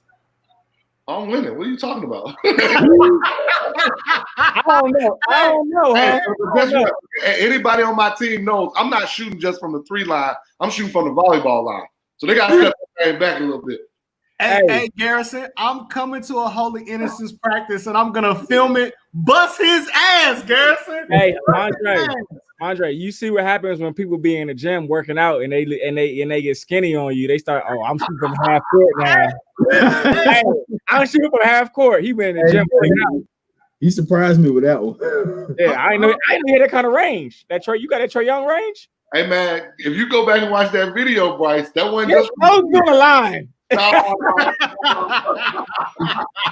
How far he was? His toes are on the line. He hit a 3. Nah, it was a 3. It was a 3, but it wasn't Trae Young 3. Nah, Trae Young got different range now. That's different range. It wasn't like it Trae was. Young got cross half court range. Hey, are we gonna talk about the fact now that we mentioned Trae Young? And I'm sorry, I wasn't even expecting to talk about this. Is Omar Cooper involved in the Trae Young deal? Omar Cooper. And are y'all not putting those dots together? And is it only me that's putting those dots together that he is involved with this Trae Young deal? Mm-hmm. Oh shit, bro! Is this Mondre conspiracy? Whoa! Restart. Can you say it slower for me again? He talking about the agent deal. He talking about Trae Young switch agents. Yes. He's with Young Money. Trae Young with Young Money. No. Trae Young is with what's in it with LeBron. He's with Clutch now. Yeah. That's what Dre talking about. Huff, they're not connecting the dots though, right? No, I connect the dots, but I'm trying to get information from you. I'm trying to get a little bit more out of what you're saying. Well, it's conspiracy, so I don't know that this is the truth. So that's why I'm asking a bunch of people who know. And I feel like when I said it, Locke smiled at me, and I feel like Locke knows some shit that he don't want to say. So Locke, I think I know everything. Hey. Outside open back up, so Locke will probably have Omar Cooper's bar and grill. I'm just saying, if he pulls that off, how big, if he's involved in any way, how huge this will be just for the state of Georgia basketball. Him and his business. Congratulations to Omar as well, starting Lifestyle Sports, signing with Young Money, and their partnership is all huge for Georgia basketball. But if he's involved, so you telling me you think that he's going to sign Trae Young along with Isaac Okoro and everybody else? I'm saying that I believe he is involved. I mean, okay, that's probably with the deal. And if he is, congratulations to you, sir. I don't know that to be true. I could be connecting dots that ain't there. I don't know nothing. I don't know. I just read on the internet. That's what I do. I read stuff on the internet. Hey man, Dre, you want to that'll mess up the deal because you read too much into it. You start talking. I don't want to do that neither. I don't want to do that neither because I'm gonna go crazy. I'm gonna go crazy and celebrate them if that's the case. Sometimes things don't need to be said, there, brother. Maybe it don't. Maybe I said too. Hey, my bad, bro. I don't know nothing. He should sign. Hey, he should sign you. He should sign you to a deal. Some kind of. I'm a very hard podcast deal or something. I'm a very hard worker. Hey. Can you put your stats in your Twitter bio, Drake? Listen, I put in more 36-hour days than any other man. Like I don't sleep at night on a regular basis, bro. Yeah, I'm here. I connected the dots. He should sign you to a podcast deal. Hey, Young Money under Young Money times Love of the Game. There you go. Could sign me on any kind of deal. I'm with it. Why we talking about the NBA? The Wizards in the bubble, right, Bryce? Nah, all our real players is at home. We chilling right now. We ain't playing in that. So I got smoke for Bryce. hold on. Go ahead, huh? So how much y'all paying John Wall? John Wall had a knee injury and an Achilles injury. He's rehabbing. How much y'all paying him? He got over 100 million. And how much y'all paying Bradley Beal? Bradley Beal's getting broke off 100 million too. Man, y'all can't keep both of them dudes. So who getting traded? Why we can't keep both of them? Man, bro. But John Wall's contract started years before Bradley Beal got that extension. It does not matter. Whatever that salary is for that year, plus what Beal's salary is. Who would I trade? I would probably trade whoever has the least injuries. So, I would probably keep whoever had the least injuries. So I would probably keep Bradley Beal. Free dog Bradley Beal, dog. Free Brad Beal. The thing about it is they don't. Neither one of them want to leave these two. Let's be honest. Hey, Huff always try to sneak the Hawks into this conversation. You think that he would rather leave DC to go to Atlanta? Like they're not relevant. What are you talking about? It's gonna be better. They're not relevant yet. Nah, bro. We're all waiting for the Hawks to be relevant. They're not relevant yet, Huff. They will be. They will be. Year 3. Lloyd Pierce is relevant now, and I ain't talking about on the basketball court either. I'm not. What do you mean, Huff? I mean, social injustice-wise. See, that's what's going on. Social injustice stuff, getting the Hawk, getting State Farm Arena to be a voting place. The social injustice. I got you, Huff. I got you. The Persian even said free Bradley Beal. Free Brad Beal, dog. Hey, y'all saying that because y'all are some haters. That's why. What? No, Listen. If I get a healthy draft pick, we'll give y'all our draft pick. Kevin Herter, DeAndre Hunter. I don't want it. Free my boy. Give me a healthy John Wall and a rested Bradley Beal, and we'll see you in the Eastern Conference Finals next year. Man, you talking that trash, boy. Hey, I got Giannis on line 1. I got the Nets on line 2. Got the Pacers on line 2. I got the Nets. Who you gonna get me from the Pacers? I got the Nets on line 2. They're gonna be in the conference finals. Who they gonna beat to get there? The they Pacers can't beat the Heat. They can't beat the Miami Heat right now. The Pacers. Miami is good. Y'all don't understand how good John Wall and Bradley Beal are together. They tough. You don't understand how good the Miami Heat and the Milwaukee Bucks are right now. We didn't think about that. Hey, next year it's Kyrie, KD, and Spencer Dinwiddie, dog. We ain't worried about them either, because Kyrie not gonna play a whole season. Kyrie not gonna play a whole season, and Washington better than Boston. Hey, y'all are done, my boy. Boston, ain't nobody thinking about Boston, man. Hey, man, if you talk about me being a homer drain, this dude's a homer. I'm just saying, a healthy John Wall and Bradley Beal together. And you're an AC. You're an AC. You're an AC. Wow. Eight? Hey, that's blasphemous, Huff. That's dirty right there. Tell me who they better than. Tell me who they better than. Are they better than Indiana? Are they better than Milwaukee? Are they better than Miami? Are they better than New Jersey? I'm at 5 already. Keep going. If John, you're not understanding a healthy John Wall and a rested Bradley Beal put them in contention for at least 4 or 5. Nope. Who are they better than in that group? Y'all are tripping. Who are they better than in that group? Y'all are tripping. Bryce, he hit you with one word, dog. Nope. The Hawks. So you telling me like, come on, bro. I wouldn't put you as an AFC, Bryce. That's disrespectful. At least a fifth. 7 seed at best. 7 seed at best. What the out of the playoffs? I give you I'm 4 talking about this team right now. I ain't talking. Dang, Persian said good night. Nice seed. Hey, I forgot about Philadelphia. You ain't better than Philadelphia. I'm at 6 now. Philadelphia has Ben Simmons playing the 4 now. We're okay. I'm just saying. I'm at 6 now. So we talking about Milwaukee, Toronto, Boston, Miami, Indiana, Philadelphia. Brooklyn is 7. So you're 8, my brother. You're 8.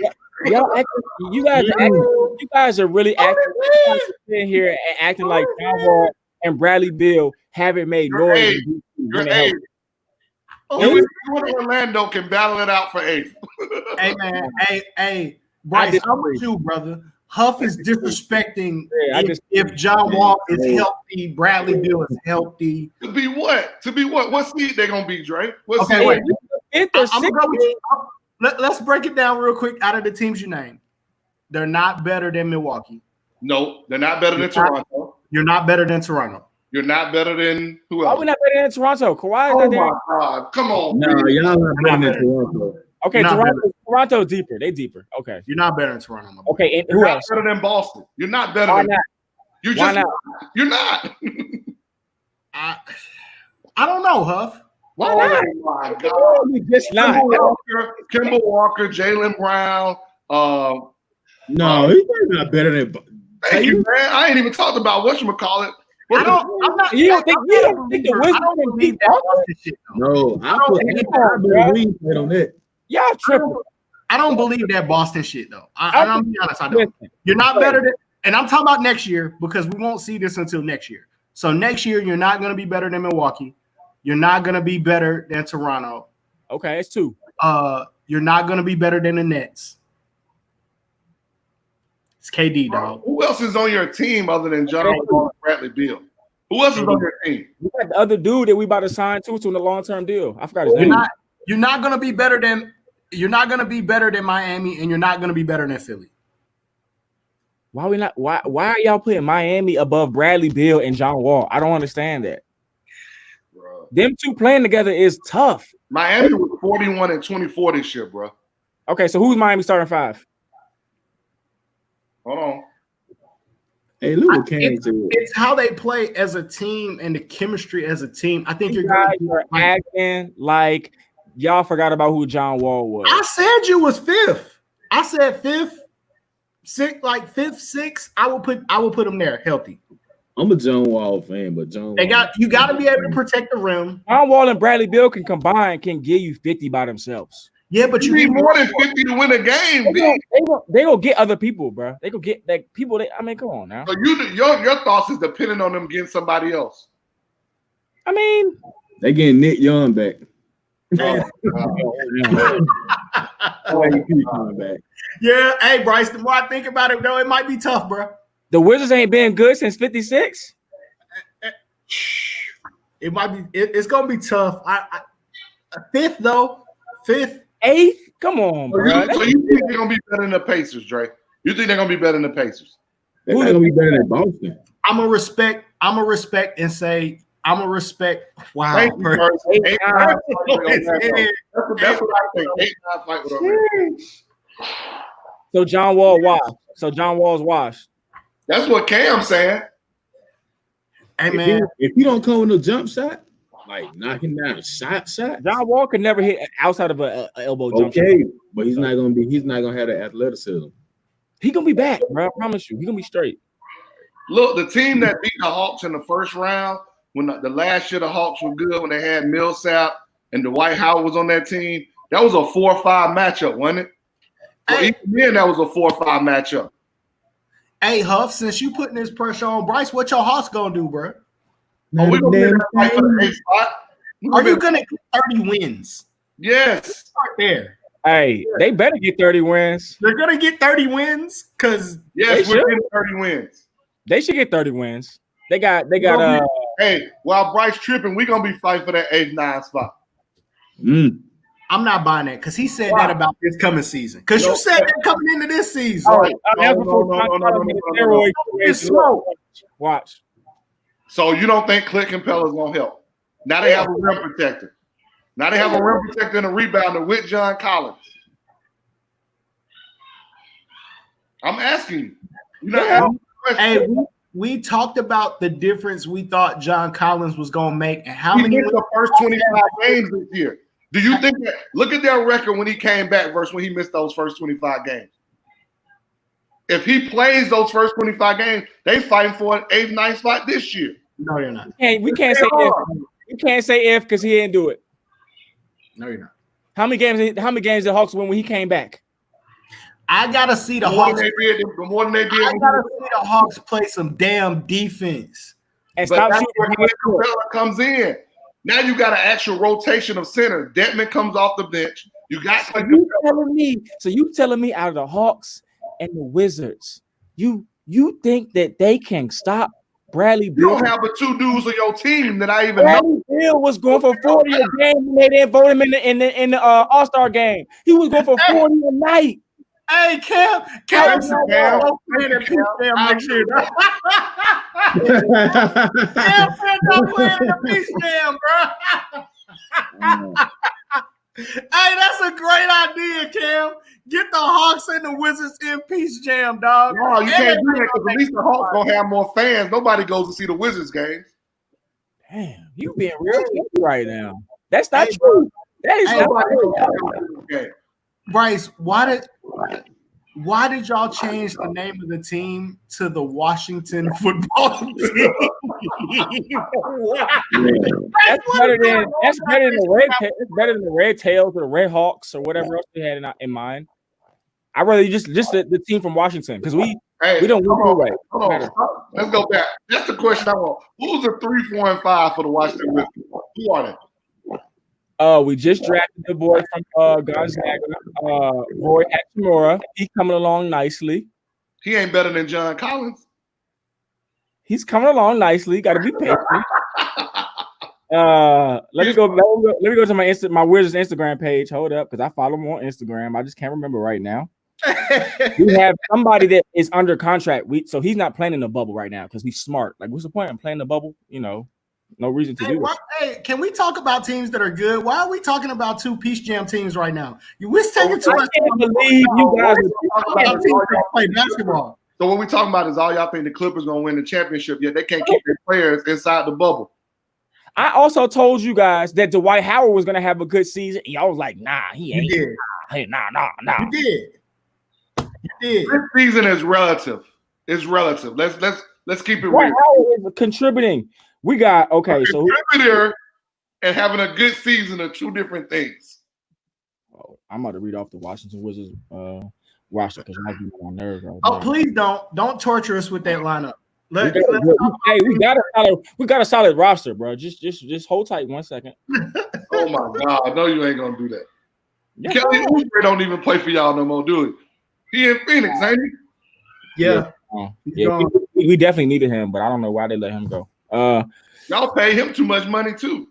All right, so we got Roy Hachimura. No. Bertrands. He's the one that's under contract, so he ain't playing in the bubble. He'll be back.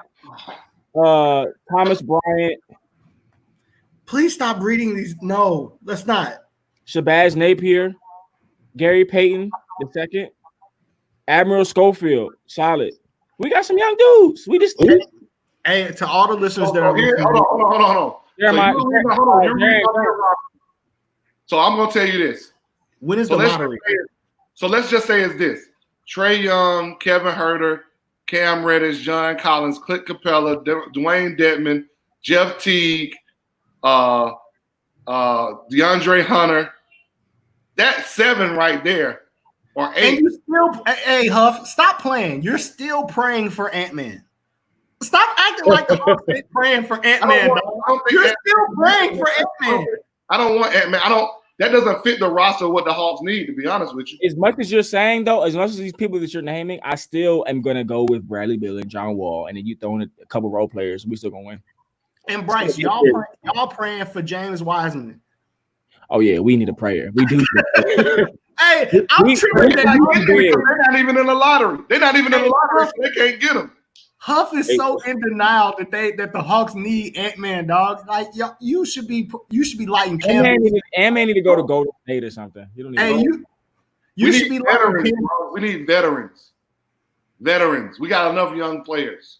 Y'all need to go to the TBT and go get my man ISO Joe out of there and see if he can come back. I'm telling you need to bring ISO Joe. Don't have nobody in your roster. Y'all need ISO Joe more than we do. Right, Joe and Jamal. Joe be the third best player on y'all team. Look, Davis Bertrand, 6'10", Isaac Bonga. Still talking about Bertrand, bro. Come, Hey, bro. Hey, Ish Smith is solid. Low key off the bench. He's solid. You taking Ish Smith or Jeff Teague? Who you taking? Ish Smith or Jeff Teague? He's solid off the bench. I agree. Ish I Smith like or Jeff Teague? Jeff Teague, but Ish Smith is solid. Shabazz Napier is solid. Hey man, can we bring up that picture, man, about those point guards? Let's move on, man. Hey, Ian Mahinmi, 6'11". He gonna be all right. How many points he average, Bryce? You had to look up your team, man. Hey, I'm done. Hey, Bryce, no. I'm done. Hey, I'm gonna let y'all. I want to find that Michael Jordan meme where he was like, "Stop, just stop." Like, I do agree with you though. Brad Beal and John Wall, I think, can come back and be lethal. But lethal for the AC. Hey, we got some legends up here, and this is Huff. This is too hard for me to do. How do we rank the guys? I think it depends on where your heart is and what your and what you value as a point guard. This is impossible. No, it's possible. They're all the best player that I've ever seen. Give me AI. But why is AI number one though, Bryce? Poor Bobby Hurley put talking about his college career. You're talking about his college career, not his NBA career. No, I think Allen Iverson's college career was almost better than win a title. Didn't win a title. So listen, before we go, Bryce, and I'll let you go first, but before we go, let me name the names on the list for anybody who's watching who may not know some of the faces on this list. We're talking about Jason Kidd, Chris Jackson, also Rauf Mahmoud, no disrespect, Penny Hardaway, Allen Iverson, Bobby Hurley, and Kenny Anderson. And we're supposed to rank these guys based on their college career. Huff came up with this impossible task, and I was like, all right, cool. But there's no way for me to be able to do this. But go ahead. Let's do it. This is the guys that we already got one on the chat. We already got one in the comments. 1 through 6. Hurley, Kidd, Jackson, Penny, AI, Kenny. Wow. You put Kenny Anderson last, Tori? I'm fired, you, Tori. You get fired, Tori. I mean, it's impossible to. You're gonna disrespect. I was watching Jason Kidd highlights today, and I was like, I just forgot. Like, here's why. I'm gonna give you mine. I could argue that Bobby Hurley can't guard anybody on this list. But what did Bobby Hurley was the heart and soul of that Duke team. 100. That's what I'm saying. We're gonna championship. We're gonna disrespect a legend in this conversation. So my thing is, what did he mean to his team? What did he take his team? Winning counts. Winning counts. We saw Kenny put early on the cross. We sure did. For me, I know what Kenny Anderson did for Georgia Tech. Now, that's where my heart comes in. So I'm going Kenny Anderson 1, Bobby Hurley number 2, AI number 3, Chris Jackson number 4. Kenny and Kidd are tied for 5th. Ain't no ties. It ain't no tie, huh? Ain't no ties. You got 5 and 6. 10 and 6. Hey, Ray got a good comment. Point guards should be graded on wins and losses. I agree. I'm not killing Tori for Bobby Hurley 1. I'm killing him for Kenny Anderson last. He took Georgia Tech to the Final Four. There are only 2 point guards on that list that took their team to the Final Four. I'm gonna bring the list back up. I don't care where Mahmoud took his team. I do. That's one of the best dudes I've ever seen play basketball. Okay, but it's okay for him to be 4th then. Do you value winning or you just value how good it was? Who was the most athletic in this group? AI. AI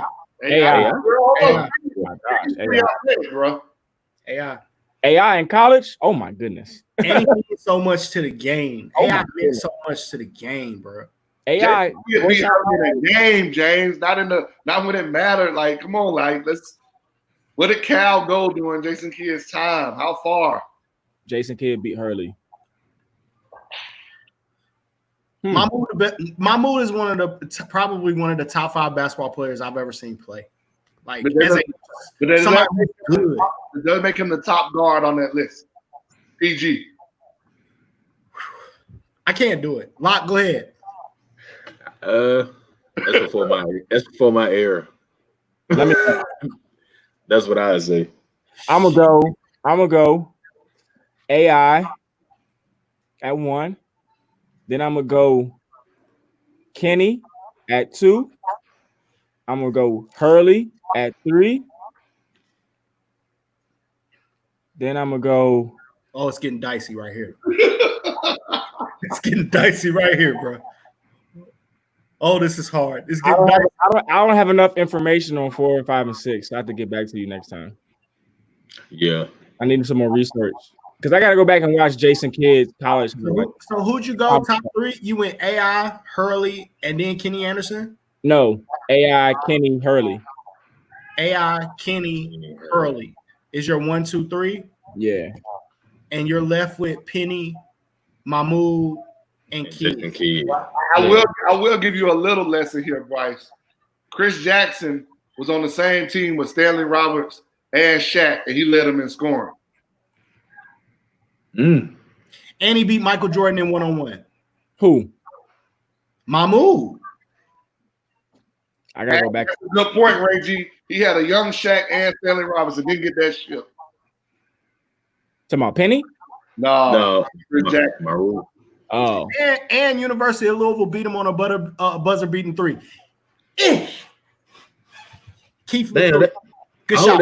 I hope that's not your form that you be teaching your kids. Don't teach my kid. Don't teach my kids. No extension on it. Who your kids train with these days? No gooseneck. Hey man, we've been getting it in, man. We going 2-a-days all this week. Madre, are you one of those dads that call your trainer on Monday morning if things don't go right? Wow. No, I don't talk. I don't talk to the trainer or the coach. As a matter of fact, I feel like sometimes when I say stuff now, it almost, because I don't speak to them, I feel like sometimes people think that I'm not for the program. Like, I don't talk about Marietta very much at all, but I love Marietta. I love the staff. They've been great to us. I'm happy with everything that's going on in the program, but I don't speak to them. So because that's my son's coach, and I respect that they need to have a relationship. So no, I'm not yelling. I'm not calling about playing time. If I check in, I'm checking in to say, hey man, play him where you play him, dog. Don't look at me. He got an attitude today. Oh man, that's tough, coach. I feel bad for you, bro. The best thing a dad who also their son can say is, he's all yours, coach. I'm done. Yeah, but that's good and bad. So what kind of trust does it take for a parent to release the leash or the whatever off of the child for the coach? Probably a lot of trust, I would think. I mean, what goes into that? Like, what is it based off of? I'm gonna be 100% honest, Bryce, and I don't think coaches appreciate this enough coming from a parent. You're my son's coach. Mm-hmm. You spend more time with my child than me during school, during the season, because my child is there early trying to get shots up. So I may drop my child off at whatever time early to school, and he is not leaving that school until after practice is over. That may be 5 o'clock. What if he stays late at practice to get shots up after practice, which I encourage? So he may do a 7 to 7 day at your school. I don't get him for 12 hours when I get home. Right. I get to rush and pick him up at practice, find out what happened, eat and all that, and then he's in bed trying to rest for the next day. Your trust is based upon how many hours your child spent with the coach, or is it based off the coach's reputation for winning and producing players? I'm doing my damn homework. Yeah.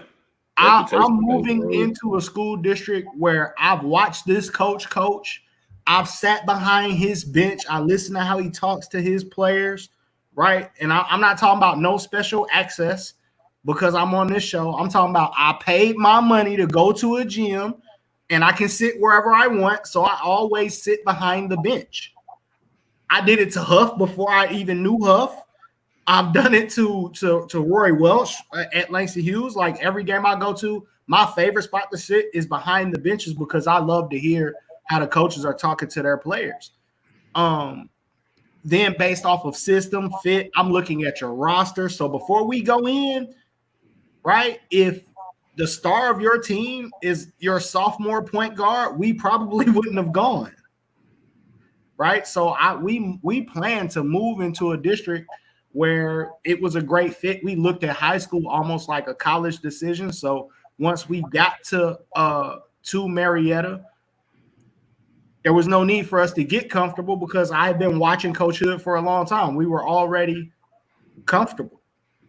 So I felt confident that, and then over the summer, as a parent, you get some access that you may not get during the school year because you really get to watch practice. You get to watch your kids play in the summer. You get to watch that interaction. So I just spent a lot of time looking, and it just kind of confirmed what I felt like going in. But, a lot of parents don't do that type of homework, and I'm not knocking it because a lot of parents don't have the luxury to move where they live so their kid can go there. I work from home. DeJuan's mom works from home. So we don't have a job to go to. So moving really wasn't a big thing for us. So, it's just, you got to do a lot of homework. Like, to me, it's the exact same thing of trusting a college coach.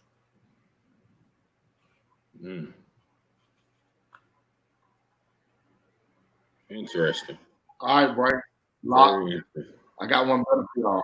I think we can all agree that if you're going to talk about centers of our time, we ain't talking about Wilt, we ain't talking about Bill Russell, Shaq and Hakeem are 1-2, whichever one you're going to put them without. Would everybody agree with that? Yeah, most definitely. So who's after Shaq and Hakeem? Bill Cartwright.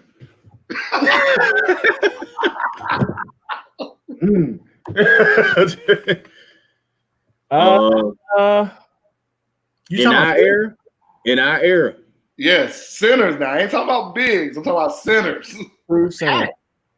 Admiral. You already said Shaq. We already said Shaq. I say David Robinson. Robinson. I'm going David Robinson before Patrick Ewing. No, Pat would murder David Robinson. In his day, in the prime. Would he? I don't know. David Robinson was a problem. David Robinson led the league in scoring, Drake. Yeah, he was a problem.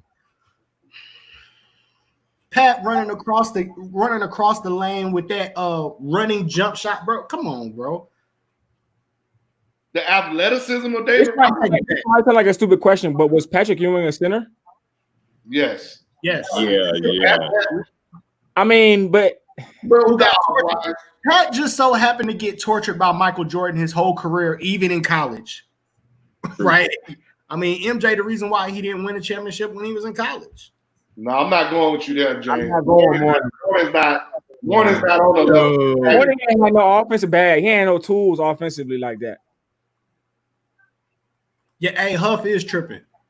Do we put David Robinson? Do we put Dikembe Mutombo? I mean, now technically, if we want to go back farther than that, then I mean, we gotta put some respect on Bill Russell's name. But I said we ain't going. I said we're not going back to Wilt and Bill Russell now. I said we ain't. Okay. So no Dikembe, no Yao Ming. So what does Yao Ming fit in that? I can't put him in that conversation. I got a good one. I got a good one. Not over Alonzo Mourning. I'm asking. Hey, no. I got a guy that over Alonzo Mourning, Dikembe Mutombo, and old boy Paul Gasol. Who you naming? You can't argue with Paul. Hold on. To our listeners, we're saying we know Shaq and Hakeem are 1-2, whichever way you want to put them. For sure. Who's after that? For sure. And we're not going back to this part. We're not going back to Artis Gilmore. We ain't going back to the ABA. I'm not going back there. I'm not going back there. Yeah. Or else I would say Bill Russell, and we just gonna end the conversation. He's the most winningest player of all time. Who's in the 80s? Coach Price, who's in the 80s that you're talking about? Yeah, I got Pat. I can come behind Pat with David Robinson. I'm okay with that, but I can't put him before Pat. Ooh, Kareem. Oh, you just gave me one right there, buddy. Ooh. Well, I thought we weren't going to Kareem either, because I would have put Kareem played in the 80s though. Yeah, I'm putting Kareem, Kareem. I got Kareem over Shaq. I'm not. Kareem over Shaq and over Elijah Wan. Sorry. Most unstoppable offensive move ever. Most points scored, and we know what's coming. I don't have Yao Ming in the top 5 for the same reason I can't put Tracy McGrady as in the top 5. Just injuries, man. Ain't nothing wrong with T-Mac game. What about Moses Malone? Is that and that's the same thing with Kareem? A little too far. Dream over Shaq and Kareem? That's tough. Hey, man. That's Shaq? tough. Moses was an MVP, James. That's why I said I like. Change rules for Kareem. Damn right, they had to. Gonna hook their ass into the ground. Shit. Hey, Moses Malone deserve to be in the conversation. Moses on a 4-4-4. Oh, 4-4. No, the young boys ain't know nothing about that 4-4-4. Hey man, I listened to But it wasn't 4-4-4 though. They got 4-4-5, didn't they? Hey man, I listened to a podcast with Kenny Smith, and he said that he was talking about. He said Michael Jordan and Akeem Olajuwon were the only two dudes he know. I just got a message that said LaMarcus Aldridge. Hey man, whoever told you that, whoever texted you that, man, delete that message, man. I can't delete that. I can't delete that message. Hey, tell them whoever said that they gotta relax. He watching you. He watching now. Hey, you gotta relax. Now, Arvydas Sabonis had a great career, but his better years came overseas, Tori. And I will put Sabonis in that same Yao Ming category of without injuries, without is he in that conversation? 100%. But, you know, are we going small forwards? I'm ready. We going off the dome. This way. You talking about this era. This era. But I get you. No, none of y'all said Dwight Howard. Rick Smith, that's a good one, but Dwight Howard can't be in that conversation. Dwight Howard can't be in which conversation? That's Dwight Howard better than Alonzo Mourning and Dikembe Mutombo? Yes. Is Dwight Howard better than Alonzo Mourning and Dikembe Mutombo? Hell no. He's better than Alonzo. Yes, he is. Yes, he is. Orlando Dwight? Yes, he is. Orlando Dwight. Has Alonzo took a team to the championship? Alonzo couldn't do it. Alonzo didn't do anything. Alonzo won a championship when he a backup in Miami. He back up. He wasn't starting. Y'all hyping Alonzo Mourning right now. Dwight was starting. Yeah, Dwight dominated. Hey, Dwight dominated, hey, bro. How about this? I'm not Is talking. Ben Wallace in center? Hey, both of y'all just tested positive. Both of y'all just tested positive on live TV. Y'all, that's a positive test. Y'all gas Alonzo Mourning right now. That's all I'm saying. So Dre, you're saying Dwight can't hold Alonzo Mourning's jockstrap, right? Hell no. Man, you crazy. Y'all tripping, bro. That's what Dre said. What about Dikembe? Can he hold Dikembe's? If he can't hold Dikembe's, y'all tripping. Yes, I give him the nod over Dikembe. You gotta give him the nod over Alonzo. Oh, you tripping. No, I don't. And no disrespect to Dwight, but again, injuries. By the time Dwight wasn't better than Alonzo Mourning, dude. Did you see Zoe when he was in Charlotte? Yes, with Grandmama. I mean, like, bro, like, Did I don't know Alonzo if take Alonzo his had- team to the NBA Finals? Yes Like or no? I don't know, Drake. Dwight probably matched Alonzo as far as rebounding and blocks, and he was a better offensive. I guess his scoring was better than Alonzo. I'm not, and that's why I'm not giving him the scoring over Zoe. There were no move. Like, what moves did Dwight really have? Pick and roll and dunk. Yeah. That's cool. What moves did Alonzo Mourning have? None. Hey, Zoe had Nada. those moves. Nada. Zoe wasn't Zoe doing had those moves. Zoe wasn't jumping like Dwight Howard. Y'all tripping. Hey man, y'all gonna make me pull up Zoe's highlights, man. Y'all just matter of fact, not only are y'all disrespecting Zoe, y'all disrespecting Roy Jones out here too. And we're gonna have to talk about this. Man, Man. Roy Jones, man. Roy Jones. Well, not trying to get that man killed, man. Y'all disrespecting Roy Jones. Roy Jones is going to get his head. What happened in Roy Jones' last 3 fights, Dre? What happened? What happened in Mike Tyson's last 3 fights? He didn't get knocked out. What happened in Mike Tyson's last 3 fights? Hey, have y'all seen Mike Tyson ESPN Instagram videos? That man is not playing no games. Hey, Rafael Delgado just said Alonzo was never the man like Dwight was. Facts. I agree. I think y'all disrespecting Zoe, but okay. No, you disrespecting Dwight Howard, bro. Oh, he said Zoe wasn't even the best player on his team. Hey, I'm not gonna die on that Alonzo Mourning Hill. We'll take a look. I'll pull up the numbers. Please do. You need me to go to my phone right now, Dre? Yeah, hey, go look that up, and I'm about to pull up some Roy Jones highlights because y'all being disrespectful right now. Before we show kids, we about to show some Roy Jones highlights because y'all being disrespectful to the man with the best lead left hand in boxing ever. Bernard Hopkins called Roy Jones Superman, dog. So disrespectful to Roy. I can't believe it's all right. Don't do Roy like that. Fastest man in the world. Roy Jones had a Jordan brand deal. And Bryce had an and one deal in middle school. Georgia exclusive. I did have some and one gear. Yeah, that's facts. Hey, this is a bit of an age debate, Tori. It really is. And I'm not knocking Dwight. It just, to me, his reign of dominance was so short. Like, when did Alonzo dominate? Here you go, Dre. So from 99, from 92 to 99, that's when Alonzo Mourning kind of dominated. Probably an average about 21 points a game, 10 rebounds. You know, he kind of dominated the in game. a slower paced game.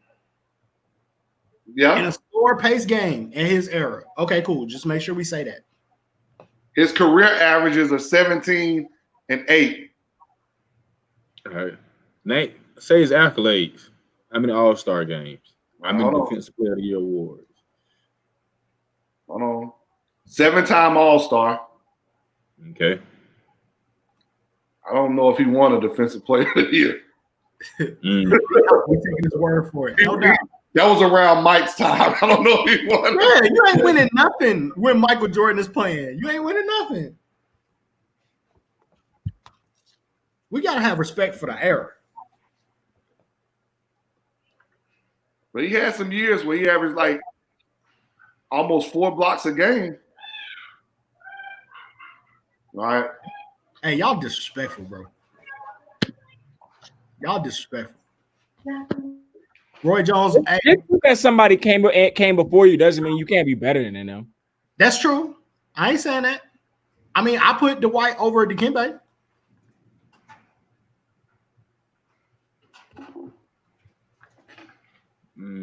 Hey, bro, hold on. Wait. Next time I see Dikembe in the tournament, I'm gonna tell him you said that too. I don't want no smoke, dog. I saw him last week. I don't want no smoke. Hey, hold on, wait. And if we really want to be real about it, though, Roy Jones might have had the best album from a sports figure. Hey, So Dwight only averaged 16.8 for his career. Thank you. Thank you. That doesn't mean he's more electrifying He and was dominant for a couple of years. And game then, changing. hey, Dwight Howard is like Nas. You put out 2 good albums, son. Yeah, but Ethan's still going strong. I'm in the first player of the year. What they say, the first one was 9, the other one was Illmatic. Dwight never averaged what Alonzo averaged one time in his career. Never in his life. Talk to him, son. Talk to him. He never had the blocks, like average the blocks in his career either. Talk to me nice. Talk to me nice. Dwight Howard. Are y'all done? You ain't had a good role today. Bryce. Hey, look, I'm not right all the time, bro. And when I'm wrong, y'all be on me, bro. So I gotta talk that talk. Alonzo, I take Dwight Howard over Alonzo Mourning. I'm sorry. I still take Dwight. Yeah, y'all. Bro. Y'all gonna take the dude that average less points, less blocks, just less. Took your team to the NBA Finals. He had a better highlight film, I guess. I'm just gonna let these Roy Jones while we having this conversation. I'm just gonna let this ride real quick. We not disrespecting Roy Jones, but we saying he don't want none of Tyson. Nah, look at that dance. Dog. Dance better than Tyson and everything, dog. he's gonna get his head knocked in. It's coming. He gonna do the chicken dance on Mike. How much money is this fight worth? Anybody know? I don't know, but I want to be entertained. I'm not expecting that lead left hand, dog. Best lead left hand in the business. Best lead left hand in the business.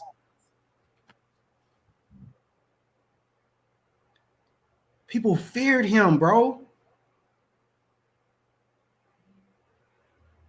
He ain't waste no time. Boom. Ooh. Ooh. Ooh. Mike, you might be in trouble, dog. That boy's still fast. Damn. He's still fast, Mike. Y'all might be in trouble, dog. Hey, is Mike Tyson on meds for this fight or off meds? That's important. Kind of meds. He might be more angry off meds. Hey, you got to put some Mike Tyson highlights up too. Like Ray said, it's only right. It's only right. It's only right. I got you. Let's show some Mike film. I just want y'all to see this chicken dance real quick. He's still fast, Mike. He's still hey, he's still fast. Some of these still might hurt. He's gonna get crushed. Bang! Oh, you call me. Hey, look at him standing in the ropes. Come on over here. Come here. He ain't gonna do that, bro. He ain't gonna do that. Hey man, our center talk got people on group chats outside and show talking, bro. Hey, they need to join the conversation and jump in here, man. Some of them been in there, man. They just start. They just. I'm gonna give y'all some Mike highlights, dog. I know he does the chicken dance on this video. Come on, bro. Roy. We talking about Roy. In their prime, you taking Roy Jones over Mike Tyson. Stop it, Dre. Hey, end the show right now. End the show. Ain't nobody happy, man. Wait. I'm talking about, are we saying who in their prime? Are you taking Roy Jones or Mike Tyson? In their prime, Roy was just as dominant as Mike Tyson. You're not answering. I'm not saying in their prime. Are we saying in their prime if they fought against each other in their prime? Who you taking in their prime?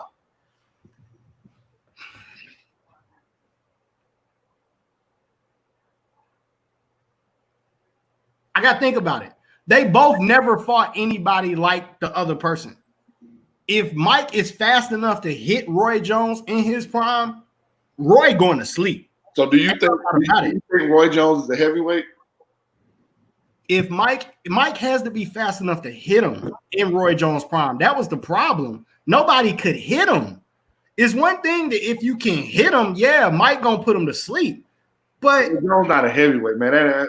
So do you think Roy Jones is better than Marvin Hagler? No. Then we But not. but look, you should never compare Roy Jones. Hold on, but Huff, I had this conversation.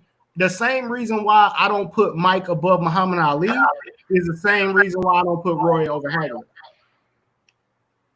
Unless I see you lose and you come back and you're still great, like that adversity. Is Roy better than the Hitman? The adversity matters. When Roy finally lost, it was the end. So answer my question: is Roy better than? He's not better than Marvin Hagler. Is he better than the Hitman Thomas Hearns?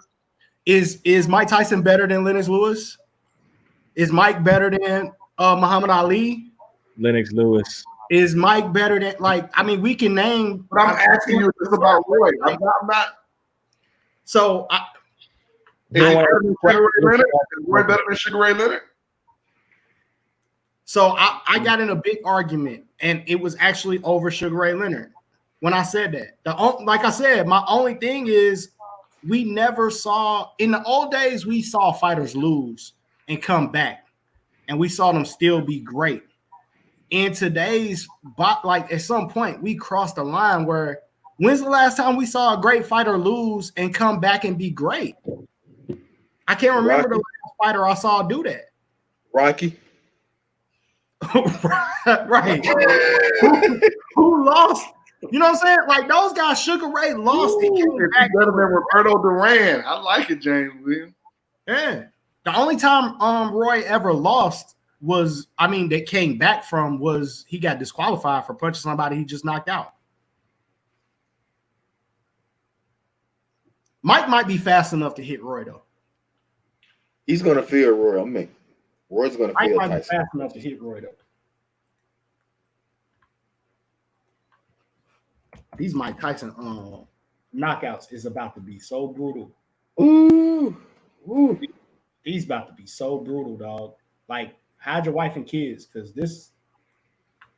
these Mike highlights queued up, and this shit is. Mike might have the best interview. Yeah, here you go, right here. I'm impregnable. He said, I want to eat his children. Like, hey, this is the best interview ever. That's not an AI interview.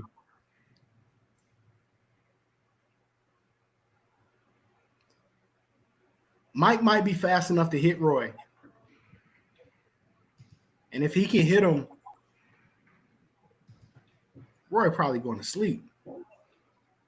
Bryce Deuce on your head, man, for asking if Patrick Ewing was a center. No, that's not what I meant. I meant because of the way he plays. I'm saying because of the way his playing style. Like, I'll explain in a minute. Hey, some of those hook Mike's just threw, you not hitting Roy with that punch though. He threw the referee and hit him again. Hey, Mike a wild boy. Hey, those body shots are so painful, dog. All your ribs are broken. Everything, like your back is broken. Your lungs hurt.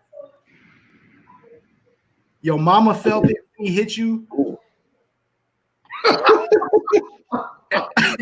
He hitting you so hard. Your cousins is calling. Like everybody.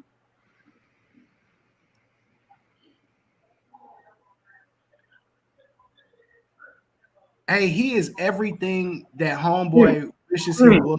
Y'all see them knees buckle right now? Ooh. You don't want. Hey, that's brutal. Ooh, Hey, let's get a wing plate on the fight, bro. Y'all going with Mike? Let's get a wing plate on the fight. I'm out of the player. Definitely going. And we got to get him from Magic City. Roy, yes. Shout out to Lou Will. Roy won middleweight, light heavyweight, and heavyweight. Now, we'll never see that again. You're 100% right.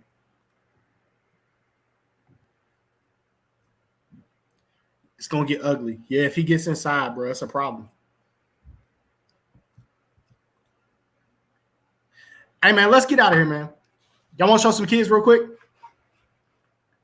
It's on you, man. Let's do it. Let's show some kids, man. Let's get out of here. I'm still on load management.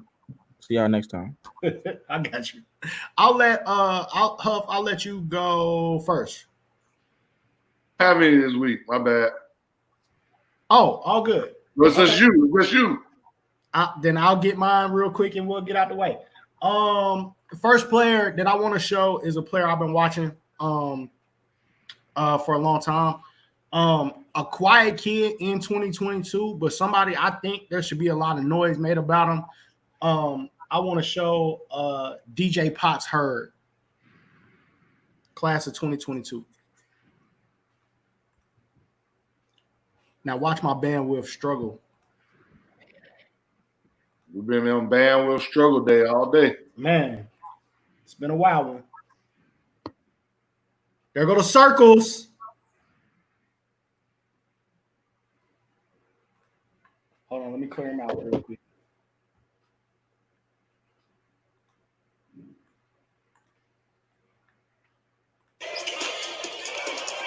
There we go.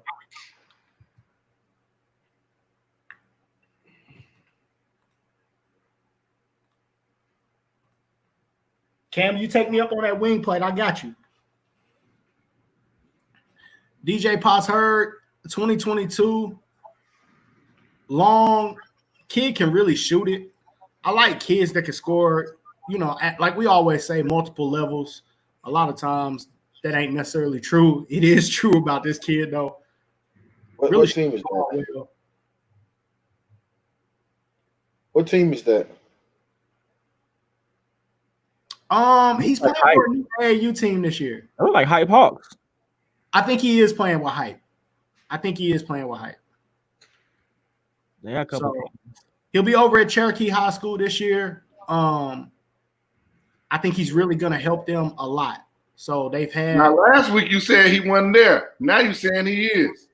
I think he will be there. I don't like putting people on a transfer report and they ain't transferred yet.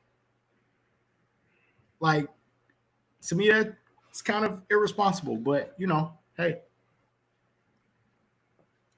gotta let people. Looks like not verifying your facts if you're a reporter. Yeah, you should verify your facts. But DJ Potts Hurd is a guard with some length that can really shoot the ball. He's going to help Cherokee a lot. When we talk about Tyler Owens and what they have going on over there as far as from Elijah from the forward spot, they struggled last year. They got beat by Westlake because of the guard play. They only, you had Cam Pope. He's a freshman, but they struggled because of the guard play. Now you got a guard that can also shoot. They can spread the floor. Somebody that can score, somebody can help with the ball handling responsibilities. So you can't just press up on them and have things break apart. So I think he's going to be a big piece for what they do, but a guy that's getting it done for AAU. I want to show another kid. We got a JUCO kid that we want to show some love to.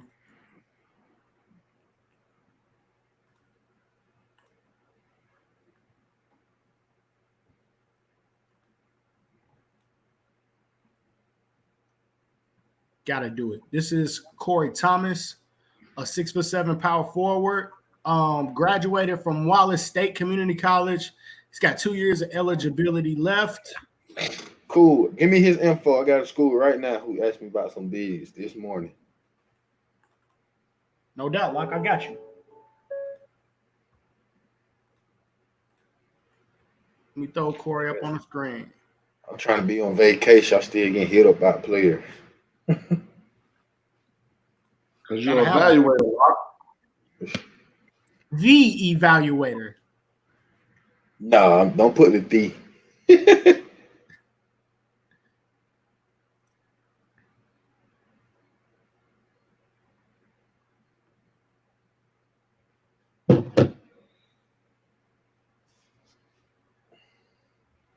This is Wallace out of Alabama, right? Good finish. This is a Hoops Hidden Gym kid, so we'll get y'all to finish, boy.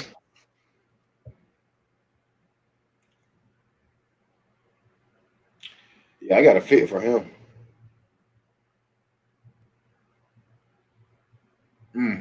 Man, he looks like he just working on the rim. He doesn't have anything going on. I got a school that's gonna offer him today.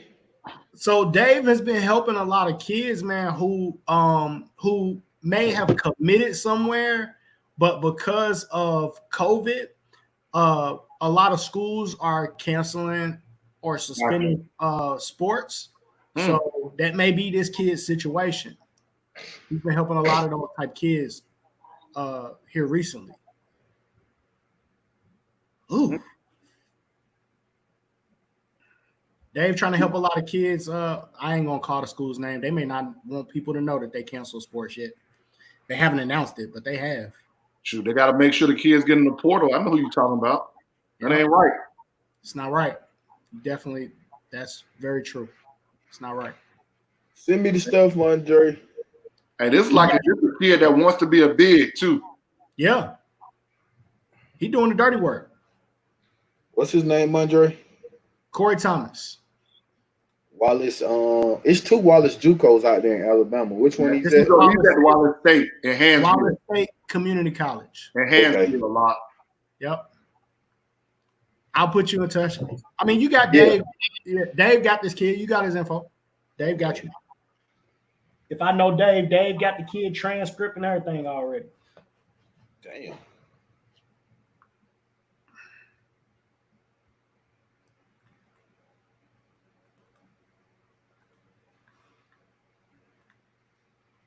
Wait, who sent me this kid? I did. You did? Oh, okay, yeah, this is Lot. This is your kid. I was about to say I had one more kid in this file, and I was about to say this ain't mine. All right, Lot, here you go. Close this out. All right, you pull it up.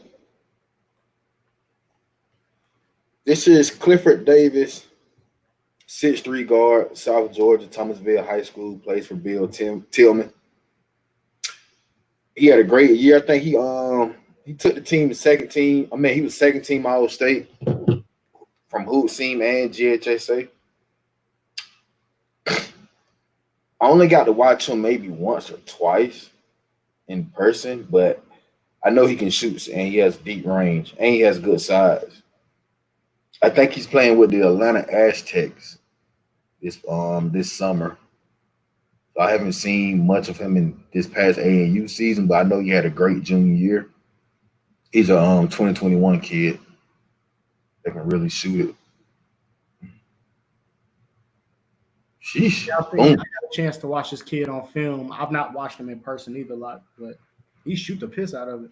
No, he can shoot it.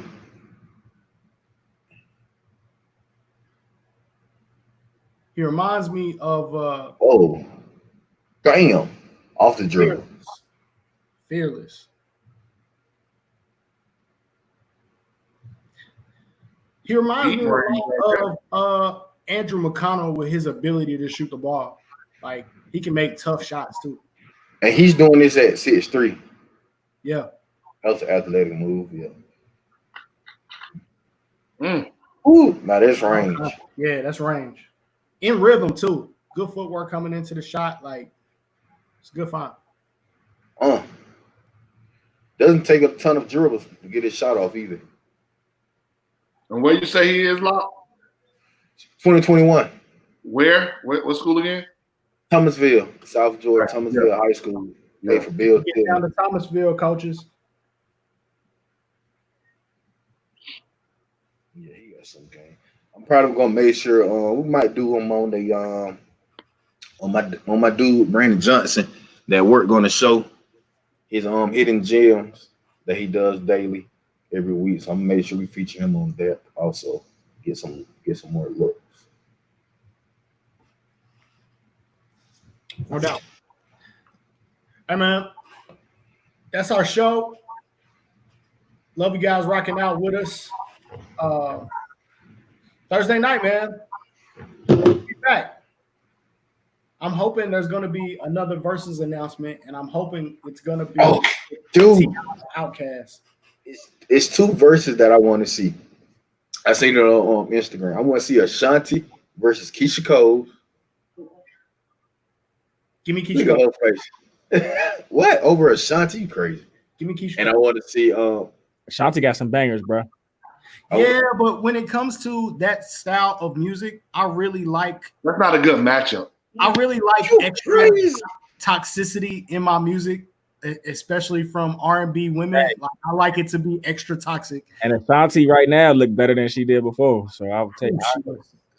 Man, yes.